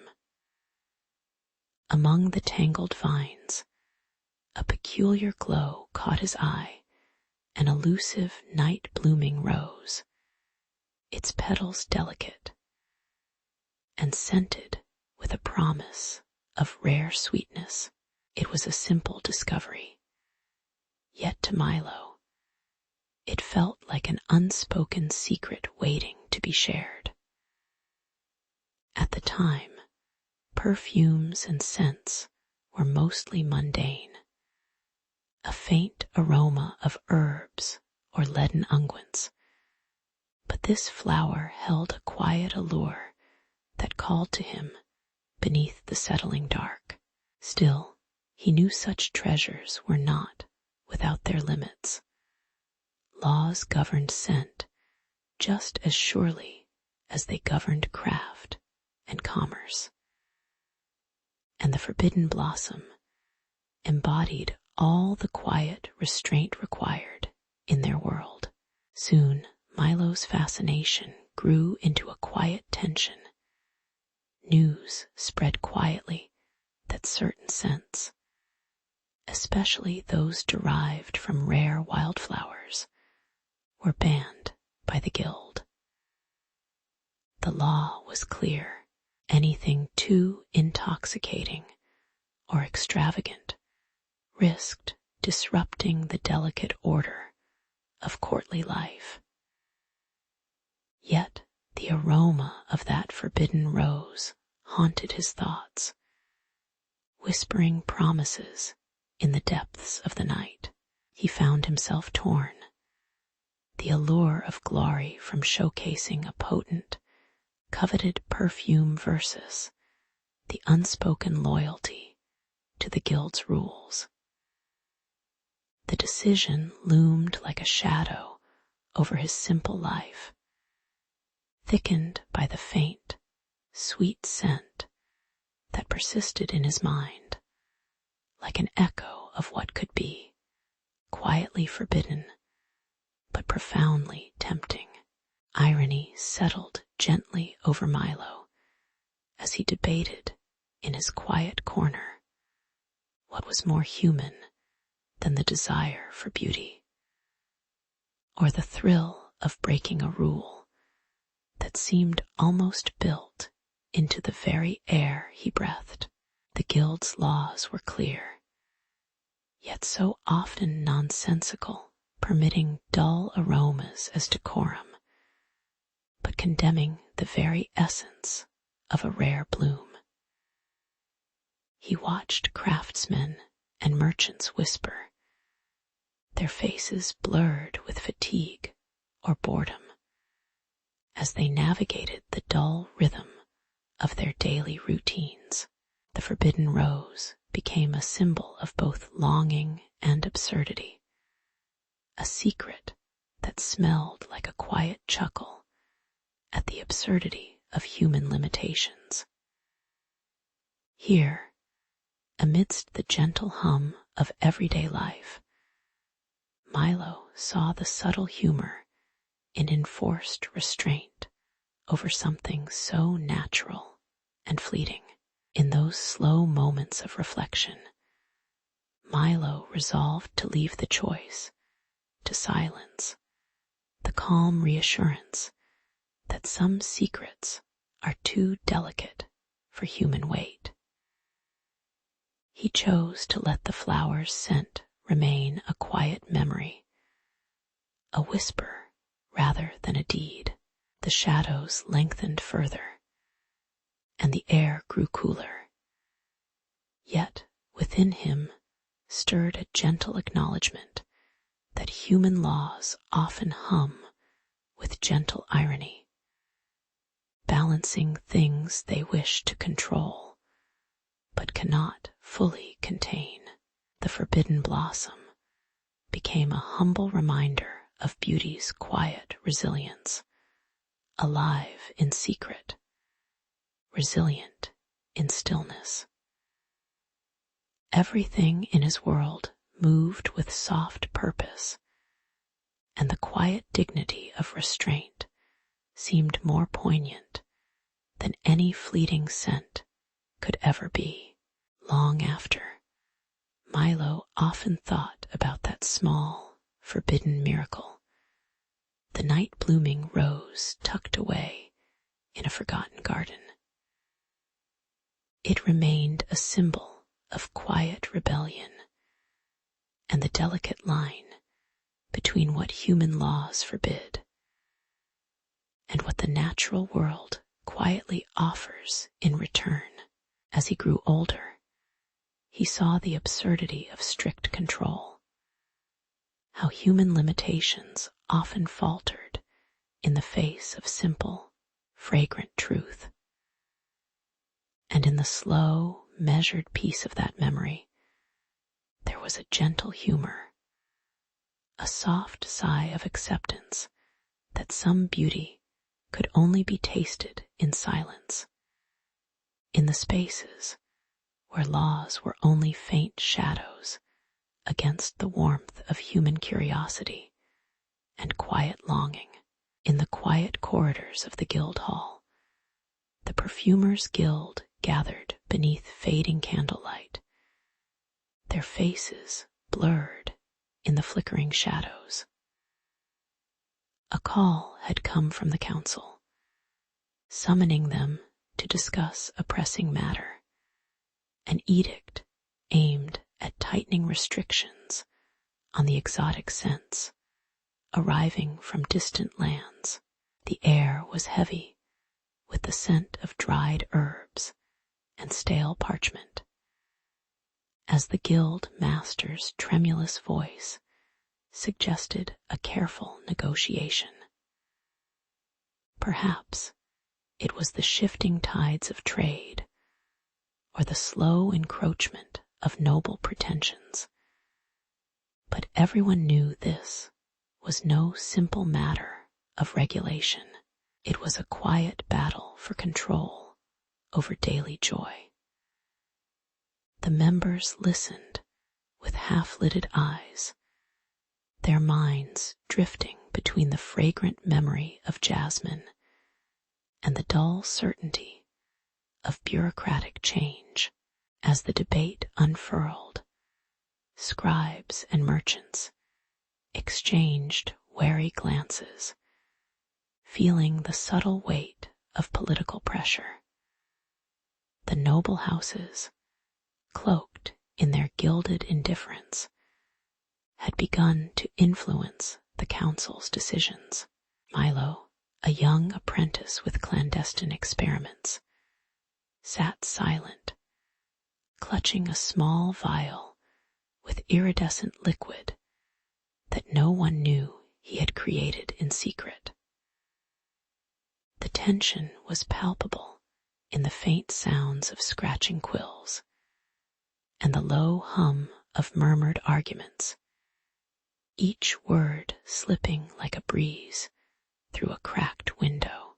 The edict's potential to strip out the rarest scents cast a long shadow over their craft, their livelihoods balanced on a delicate scale of tradition and convenience. The slow realization settled. This wasn't just about perfume. It was about power and silence, cloaked within the smoky whispers of the hall. In the midst of the slow, deliberate discussion, Irony arose like a shadow, shaped oddly and quite unnoticed, highlighting how human pursuits often turned on themselves. The noble houses, whose insignias flashed on embroidered cloaks, argued for stricter controls, while behind their guarded smiles, their own chambers overflowed with imported aromas that they refused to relinquish.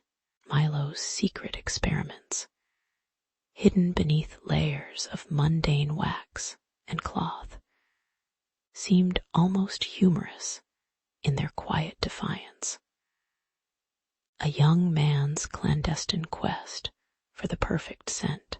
The hall's light shifted subtly, illuminating the exhaustion beneath the faces, some serious, some amused, reminding everyone that even earnest regulation could be laced with unintentional absurdity. Beneath it all, a strange calm whispered. Human folly often enjoyed a long, slow burn, like forgotten incense smoldering in the dark. Eventually, the hall cooled into a kind of patient stillness, as the members, merchants, scribes, and guild masters alike shuffled their papers and adjusted their cloaks in the gentle, settling dusk.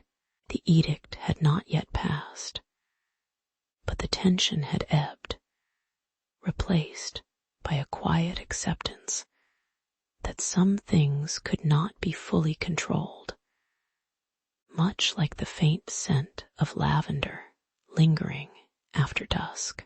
Milo's vial was tucked away, safely out of sight, as if to preserve its secret in the quiet hope of future days. The air, now tinged with a gentle warmth, felt like the calm after a long rain. Everyone understood the rhythm of their world, where human desire and regulation moved like slow, overlapping waves. In this moment, they found a fragile peace, an acknowledgement that some mysteries, like scents, refused to be fully contained. Looking back, one could see how such small struggles over spices and fragrances reflected the larger, silent currents of human history, a constant balancing act between tradition and change, control and chaos. The faces blurred in the half-light seemed to carry a gentle humor, a recognition of their own imperfection, of the human tendency to tangle themselves in invisible threads of ambition and memory. The garden outside the guild hall grew quietly, unbothered by the debates inside, its flowers eldritch and familiar, like old stories retold beneath a setting sun. Perhaps, in the end, the perfume of their lives was always a little bit unruly, resisting strict control, whispering of distant lands, and quietly reminding them of the simple, slow pleasure of scent itself.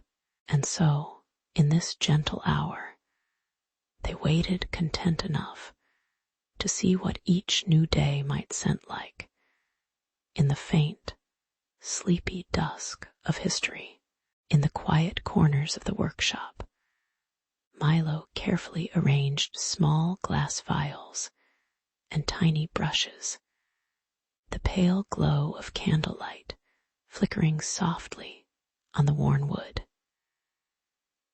It was a time when guild regulations cast long shadows over the art of perfume, dictating which scents could be worn. And when Milo, with persistent patience, longed for the rich aroma of a forbidden rose, its scent forbidden by decree, but irresistibly tempting. As he inhaled the faint fragrance distilled from dream and memory, he felt a quiet resolve form within him, a subtle act of defiance in a regulated world. The night was calm, filled with the gentle hum of his efforts, the scrape of tools, the whisper of oils blending. And in these small acts, Milo found a flicker of human necessity amidst uniformity. Over the following days, Milo's secret creation grew more ambitious, threading the forbidden rose into a blend sanctioned by the guild, a compromise. Or so he told himself, yet each cautious step was shadowed by the knowledge that the authorities had their watchful eyes. A single slip could expose him. Lady Isolde, a patron whose refined senses appreciated subtleties, was drawn to the mysterious scent, her expression unseen beyond a web of soft light. Such appreciation stirred something within Milo, an irony that the very act of blending sweetness could be a quiet rebellion against imposed austerity. As rumors of unapproved fragrances circulated, the tension in the air thickened, like the slow settling of dusk before a storm. One evening, the inevitability of discovery found Milo in an unexpected confrontation. Master Aldrich, stern and shadowed by the waning candlelight, appeared at Milo's work table, his eyes concealed behind a veil of mild authority. Enforcers, their faces blurred, but their presence undeniable, entered silently like the calm before a distant thunder. Milo's heartbeat was slow and steady, puzzled by how ordinary the moment felt, even as history threatened to enforce yet another ban. Words were exchanged, measured and calm, about rules and the costs of human curiosity. Irony filled the space. The forbidden rose, so fragrant and alive, had become the symbol of silent resistance and inevitable consequence. The calm that followed was like the gentle settling of dust after a brief disturbance, quiet but deeply felt. Milo was instructed to cease his clandestine experiments, and the fragrant evidence of his defiance was discreetly confiscated. Yet in the stillness, there was a subtle humor in the way human nature persisted, an unspoken acknowledgement that some desires could never be fully suppressed. Lady Isolde's subtle, appreciative smile lingered in Milo's mind, a quiet reminder that even within strict regulation, human preference found its own fragile freedom. The streets outside moved slowly, unhurried, as if in reflection of a bygone era's gentle, unspoken contradictions. The world, tired as it was, carried on with ordinary patience. Looking back, the story of Milo's midnight blend feels less like a moment of rebellion and more like a quiet human ritual, small, imperfect, and tinged with irony. In the shadowed corners of that ancient workshop, a forbidden scent had briefly defied the weight of decrees, only to fade into memory and dust. Such is often the way with human pursuits. They fade, are suppressed, or survive quietly, unassuming yet meaningful.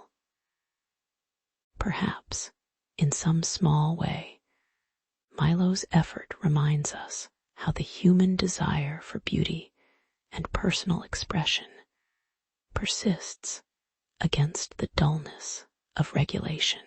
In the end, history gazes on these moments, softly, amused, and very human, silent witnesses to the gentle absurdity of it all.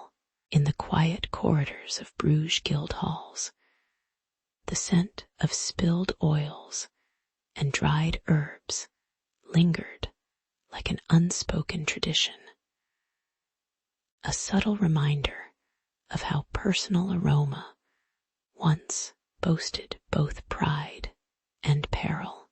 For generations, perfumers labored behind veiled curtains, their blends an art known only to the initiated, while the city's residents dabbed scarce drops of exotic scents in cautious whispers. Yet, as the scent became a symbol of individual identity, it also drew uneasy glances and whispered warnings from those who saw scent as a potential distraction, or worse, an offense. The air grew tense with unspoken rules, and the question of how much scent was enough or too much began to simmer beneath the cobblestone streets.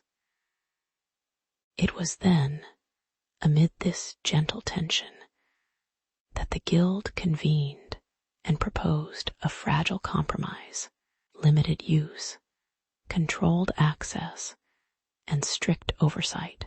Milo, a young apprentice with a modest but persistent curiosity, watched the negotiations unfold with slow patience, his hopes quietly rooted in the promise of acceptance.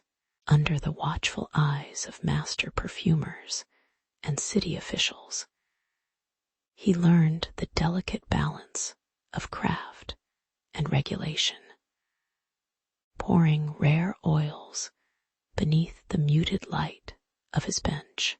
When finally granted a modest license to craft and share scents, Milo felt a rare bloom of pride, though tempered by the understanding that every drop was now under watchful scrutiny. His workshops hummed softly, filled with the faint aroma of lavender and amber, all carefully monitored to avoid scandalous excess. The city, long weary of scent disputes, moved towards an uneasy peace, where discipline tempered personal expression without entirely stripping it away.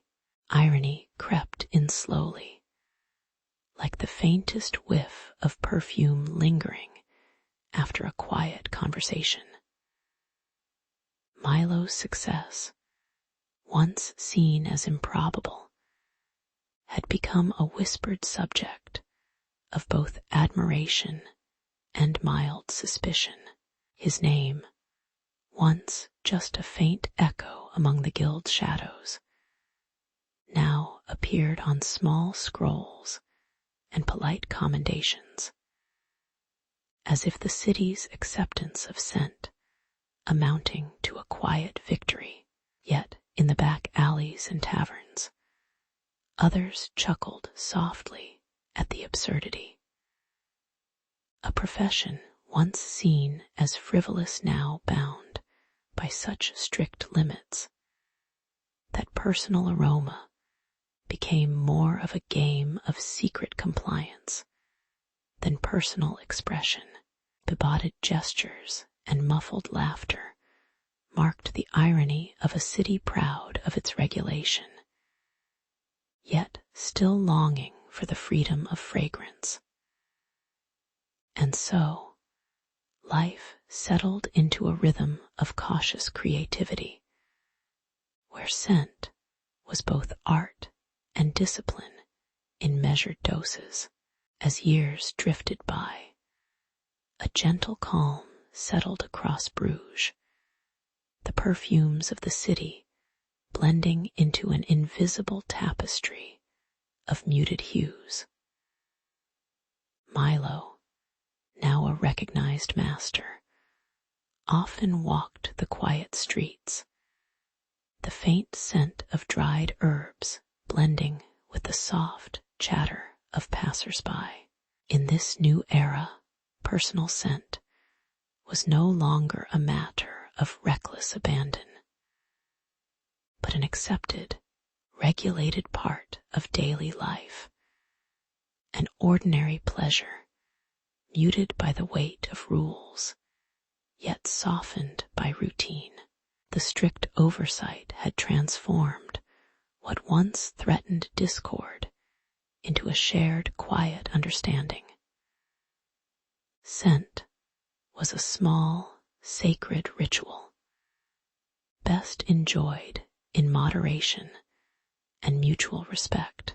The city's collective breath grew steadier, as if the very air had acquired a gentle, resigned patience, a shared acknowledgement that simplicity often veils complexity, even in something as humble as perfume. Looking back, one might see Bruges as a place that learned the fine art of moderation. Its scent laws, a quiet reflection of human imperfection, and a reminder that beauty often lies in restraint. Milo's modest triumph, shaded by slight irony, mirrored a broader human truth, that the most subtle joys are often those carefully shared and subtly managed. The blurred faces of prophets and rulers had long since faded into the light of memory, leaving behind only the faint echo of cloves, musk, and quiet laughter. In this slow, measured life, the city found a kind of peace where scent no longer commanded or oppressed, but simply existed as a soft, regulated part of its ancient rhythm. And perhaps, in the end, that was enough to make the gentle art of perfume a timeless, if modest, human achievement. In a quiet, bustling market town of the 14th century, life moved at a slow, predictable pace.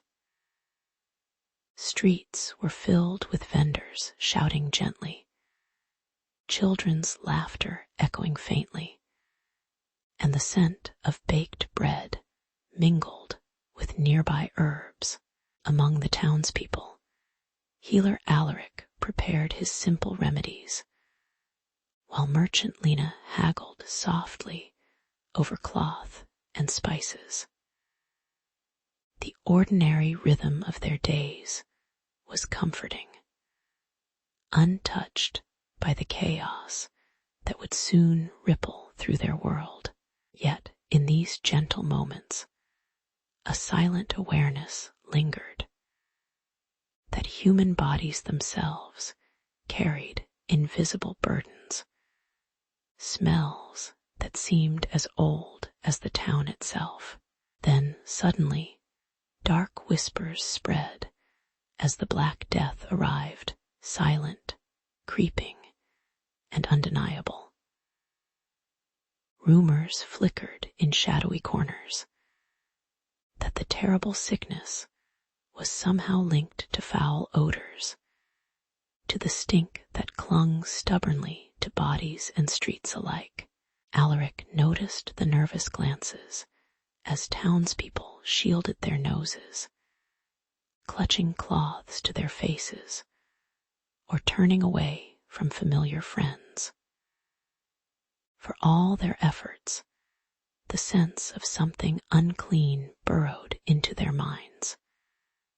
A quiet but persistent paranoia rooted in the stench of decay.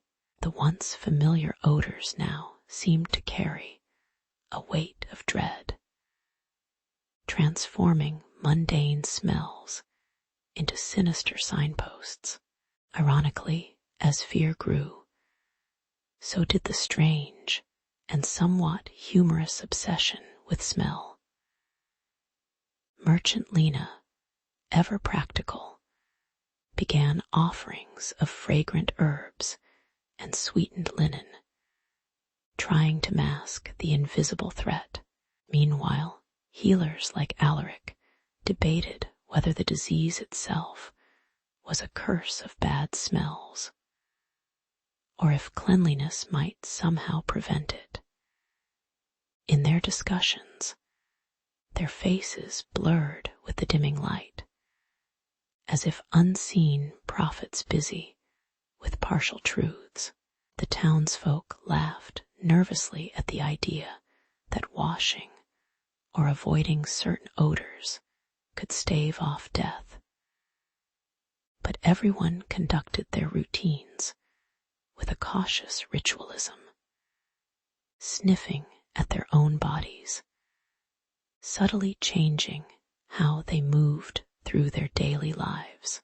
The line between hygiene and superstition blurred, all under the watch of a society that was beginning to question what was pure and what was contaminated.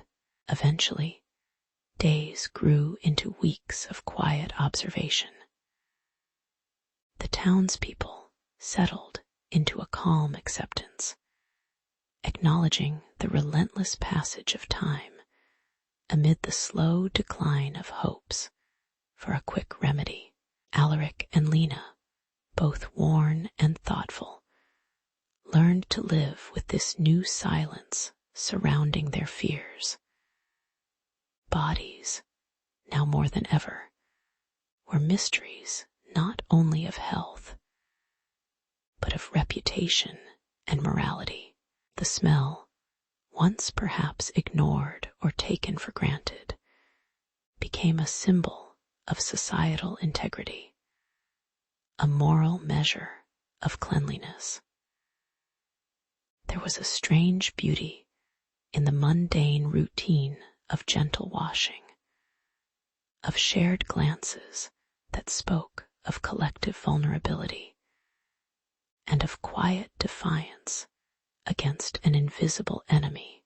In these calm moments, history seemed to acknowledge that human frailty is often carried in the smallest, least noticed details. Looking back, it is clear that the epidemic shifted perceptions gradually, embedding the smell of decay into their collective memory. The fear of bad odors persisted long after the plague, influencing future ideas about health and morality, often with a hint of humor at the absurdity. Perhaps, in some quiet corner of history, they learned that no matter how much they tried to control the air around them, human imperfection traveled silently within. The city, older and more contemplative, eventually moved forward with a softer, more cautious appreciation for the unseen risks, small, odorous reminders that life's quiet rhythms endure, even amid the slow, inevitable passing of sickness and time. As the dark clouds of the plague began to recede, the townsfolk looked around with cautious relief, though a faint whiff of lingering fear still clung to the air. The clergy and physicians, ever watchful, declared that cleansing the body and soul might ward off future troubles. And so they recommended fragrant herbs and steaming baths. People lined up to dip their hands in basins of warm water, while others burned bundles of aromatic herbs, hoping the smoky clouds would chase away both dirt and disease. In this quiet season, the scent of lavender and rosemary became as much a ritual as a reassurance of safety, offering a mundane sense of control. Yet, beneath this calm lay a slow growing tension over who might be spared from the new rules, and who might be seen as failing the communal standards of odor and purity. Soon the rituals grew more frequent, accompanied by loud discussions and tentative enforcement of odor-related mandates. Townspeople, faces flickering in the flickering flame light, grumbled quietly about the burdens of constant washing and the strange social pressure to smell acceptable. The cloth of their garments seemed to absorb, along with sweat, a subtle sense of enforced morality as cleanliness became a public display. The clergy, faces obscured in shadow, assured the worried that these measures protected everyone. Yet the silent suspicion that it was also a way to control lingered in the air. Social visits became less spontaneous and more choreographed, with the scent of soap almost a badge of civic virtue. An ironic feeling settled what was meant to cleanse, also created a new barrier between neighbors, a stinky kind of social tension. Ironically, as soap and incense filled the streets, some began to mock the seriousness of it, all little jokes and sly smiles about the battle of smells that riddled town squares.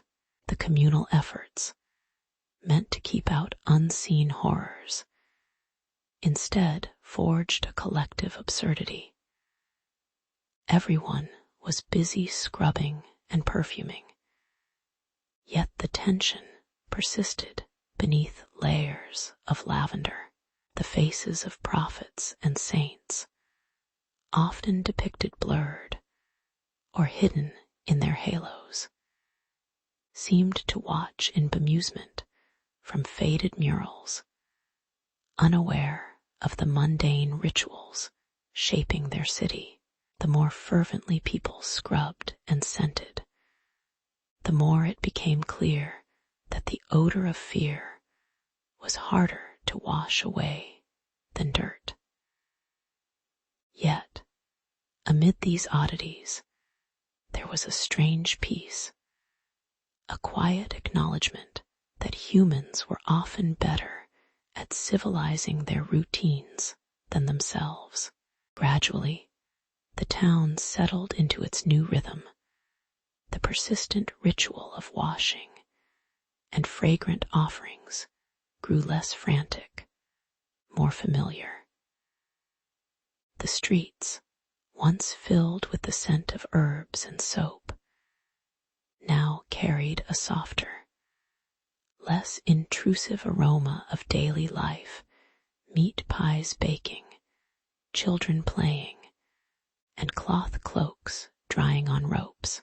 Some townsfolk found comfort in the mild routines, returning to small acts of daily normality, while others remained wary, uncertain if purity could ever truly be achieved. The faces of the clerics and doctors, once sharp with urgency, now appeared more relaxed, shadows softening under the warm evening sun. The collective effort to purge odors became a quiet reminder of the human desire for order amid chaos, a fleeting distance from fear, shadowed by a slow, gentle acceptance. It was, in its own way, a pause, a small, peaceful breath before history moved on again.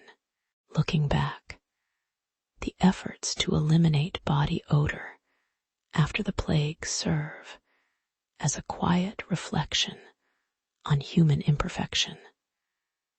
The persistent hope that cleanliness might forge safety, even when it cannot.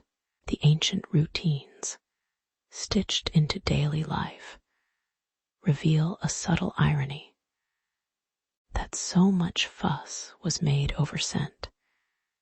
Yet the true odor of history was in our collective fears and follies.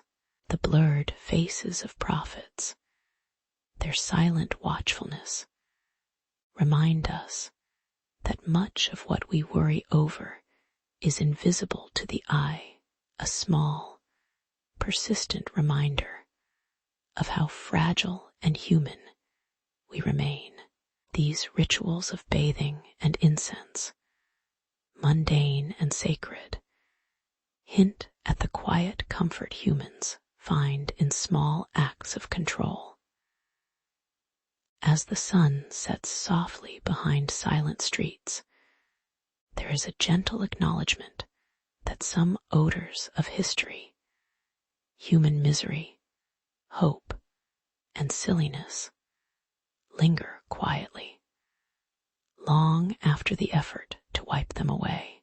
In the quiet stretches of medieval towns, scent was simply part of daily life, an invisible marker of health, morality, and social standing.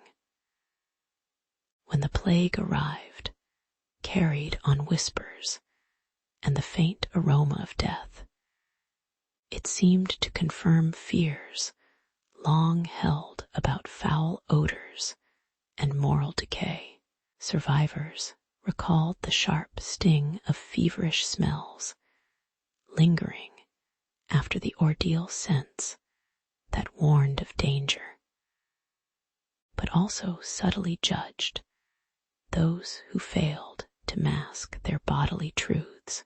Life moved on, the air thickening with the hum of merchants and the rustle of worn fabrics, all under the watchful, unseen eyes of fear. The streets, once lively with chatter, now held an undercurrent of caution, as if every breath might carry a trace of the unseen pestilence. Decades later, when another outbreak, this time smallpox, stirred the air with its own feverish scent, society looked anew at the human body's scent. The smell of burning fevers replaced the earthy stench of the earlier plague, creating a different kind of olfactory warning. Amid the coughing and the sweat, a new moral calculus took shape. Personal scent became a sign of virtue or vice, cleanliness or moral weakness. Wealthier citizens indulged in fragrant oils and spices, while the poor struggled to mask their natural odors, often judged harshly if their scents betrayed their circumstances. The fear of smell now intertwined with social hierarchy, shaping notions about worth and morality in a slow, quiet revolution. Ironically, as the desire for a sweet, purified scent grew more urgent, it also drew attention to the absurdity of such efforts. People dabbed fragrant oils onto their skin, trying to mask the natural aromas that everyone carried, as if fragrance alone could erase moral failing. The city's markets filled with pots of scented waters and oils, more about pretending than true cleanliness, while the impoverished masses could barely afford such luxuries. Unseen but palpable was the judgment. Those who smelled bad were somehow morally flawed, a stigma that lingered longer than any scent.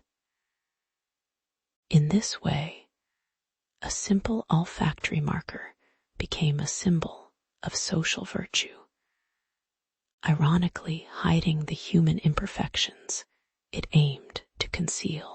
Yet amid the perfume bottles and scenting rituals, a quiet calm settled. Communities began to relax their relentless judgment, recognizing that scent was only a faint mirror of health and morality. The city's routines persisted: market stalls, chattering in the busy squares, children at play, all carried the gentle hum of human life, scent or no scent. Surviving generations whispered stories of earlier pestilences, and in their quiet recollections, the emphasis on scent seemed a distant, almost humorous thing. Yet it stayed, like a gentle reminder of humankind's constant attempt to control the inevitable. People learned to accept the imperfect, fragrant or otherwise, as simply part of what it meant to be human in a slow-moving world. Looking back, the story of scent from plague to pox reveals how easily human society curves toward moral beliefs wrapped in bodily truths, often with a subtle irony lingering beneath. Our ancestors, in their routines of smell and scenting, quietly navigated the fragile line between health, morality, and social standing, each observing the other through fragrant veils or scentless shame. Over time, those practices became rituals that reflected not just cleanliness, but the eternal human effort to find dignity amid minor imperfections. Today, perhaps, the faint memory of these olfactory struggles whispers softly through the quiet corridors of history, reminding us of how small scents once shaped great moral tales, still tinged with the silent humor of human frailty. In a quiet town hall, beneath the softened glow of evening lamps, a diverse group of scholars, clergy, and guild leaders gathered with cautious purpose. Their voices, gentle and deliberate, drifted through the cool air as they discussed an unremarkable matter, the stench that lingered on some bodies, raising questions about health, morality, and social order. Amid the mild hubbub, they considered whether to formalize scent regulations, imagining a future where the quality of one's odor might dictate one's place in society. The room was filled with a sense of quiet obligation, each person contemplating the thin boundary between cleanliness and superstition. Outside, the faint rustling of leaves whispered through windows. As the night approached, all was calm. Or so it seemed. As the debate unfurled, tensions gradually surfaced, especially when whispers turned into pointed remarks about the dangers of unseen contagions. The conversation grew sharper, voices rising softly as they argued whether certain scents could truly signal disease or moral failing. An air of suspicion thickened, punctuated by the sudden, quiet collapse of a monk known for his punctual prayers and unremarkable scent.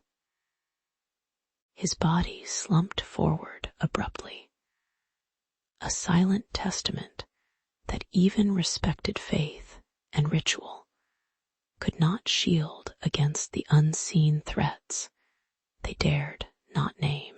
The room fell silent. The question hanging heavy, was this merely health, or something darker rooted in old fears and superstition? A ripple of irony moved through the assembly as discussions turned to the supposed corruption of smell itself, linking foul odors with sin and spiritual failing. Some clergy members, clinging to ancient ideas, argued that certain scents revealed moral weakness, while others quietly smirked at the preposterousness of assigning moral weight to something so transient. The collapse of the monk, now lying peacefully on the wooden floor, had become a symbol not of faith or science, but of the absurdity that humans often cloaked their fears in elaborate rituals and rules. As questions about hygiene were met with dubious remedies and superstition, the irony settled like a faint cloud over their gathering. Even amid uncertainty, life continued to hum with mundane routines, somehow resilient to the weight of Batechanes. Gradually, as the evening waned, the atmosphere softened into a cautious calm, with the officials easing back into their seats and again speaking in measured tones. They acknowledged, with a tired but gentle humor, the strange mixture of science and superstition that defined their efforts to control body and society alike. The monks, scribes, and guild leaders exchanged glances, their expressions a blend of mild tiredness and quiet acceptance. Perhaps this was simply how humans coped with the unknown. The fallen monk was gently carried out, his presence a quiet reminder of life's fragility, even amid social edicts. Outside, the night slipped quietly onward, the town's breath slow and steady, drifting between reason and whimsy. In the stillness that followed, the town's people reflected on the peculiar relationship they had cultivated with their own bodies. How odors, once dismissed as trivial, had become linked to morality, health, and social order. The gathering in that simple hall revealed not just their fears, but also their enduring human tendency to seek control, even over invisible aspects of themselves.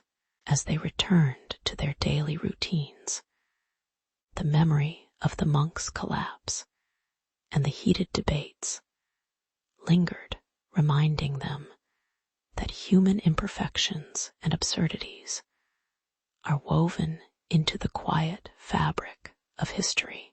In the end, the efforts to regulate scent became a subtle mirror of society itself, imperfect, contradictory, and quietly resilient, drifting softly like a half-remembered dream. In the dim glow of early medieval towns, bodies carried a silent, persistent weight, an invisible testament to daily life. As whispers of the plague spread, so too did an unspoken awareness of smell, a subtle reminder that health and decay often went hand in hand. People shuffled through crowded markets and narrow alleyways, their clothes thick with the scent of sweat mingled with spices.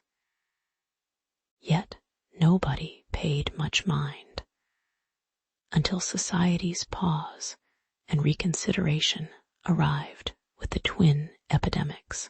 These dark times cast a long shadow over body odors, making them uncomfortable secrets lurking beneath the surface of public spaces. Still, amid the somber stillness, faint ideas of change began to take root, flickering like candlelight in a restless breeze. A slow tension arose in town councils and guild halls, where voices debated not just hygiene, but the social meaning of smell itself. Was it a sign of poverty, a moral failing, or merely a natural state that could be accepted if only it didn't offend others? The awkward negotiations stretched over meetings held in flickering lantern light, where officials, cloaked in modest robes, reluctantly agreed to promote communal bathing and the distribution of scented cloth bags. These compromises seemed modest, almost quaint, a tentative step toward dismissing the stigma attached to natural body odors. Yet, beneath the surface, the idea that cleanliness could be achieved without shame quietly gained ground, a strange victory in an era still wary of change. Ironically, the new policies produced a curious paradox. While buildings filled with warm steam and perfumed sachets appeared to herald freshness, many found the effort a strange kind of performance, an outward show masking the persistent humanness beneath. Well-worn streets echoed with the sound of water splashing into stone basins, the scent of soap mingling with faint traces of decay that lingered despite their best efforts. People dressed in coarse wool and simple linen exchanged knowing glances, some amused, some resigned at society's attempt to scrub away centuries of natural flesh.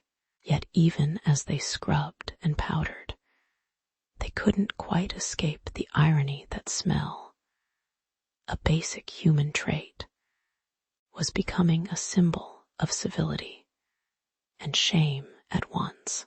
In the quiet, the humans adjusted to these new norms, finding a strange comfort in routine, dipping their fingers into scented waters, dabbing perfumed cloth to their necks, or simply letting the faint aroma settle like a hushed melody.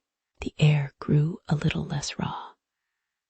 Colors seemed a little softer, and the tired faces lost some of their suspicion, just enough to imagine a world where smell was less a mark of failure.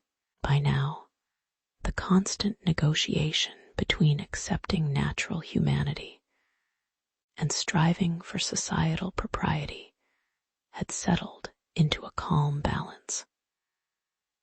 Perhaps, in these small rituals, they sensed that the true change might not be in the scent itself, but in the quiet refusal to shame the human body for simply existing.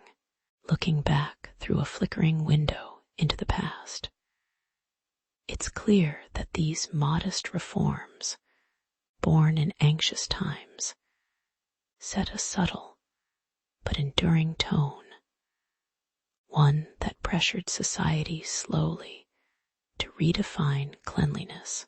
The once sharp stigma softened into a gentle understanding that bodies, after all, carried their history in scent and sweat, not as faults, but as facts. The fragrant sachets and communal baths became humble symbols of this quiet evolution, a reminder that even amid chaos, the human desire for dignity persists in small, often overlooked ways. And so, the stories of that era echo softly still, as if whispering that sometimes, even in the tiredest of ages, change begins softly, like the faintest of fragrances, lingering in a gentle breeze.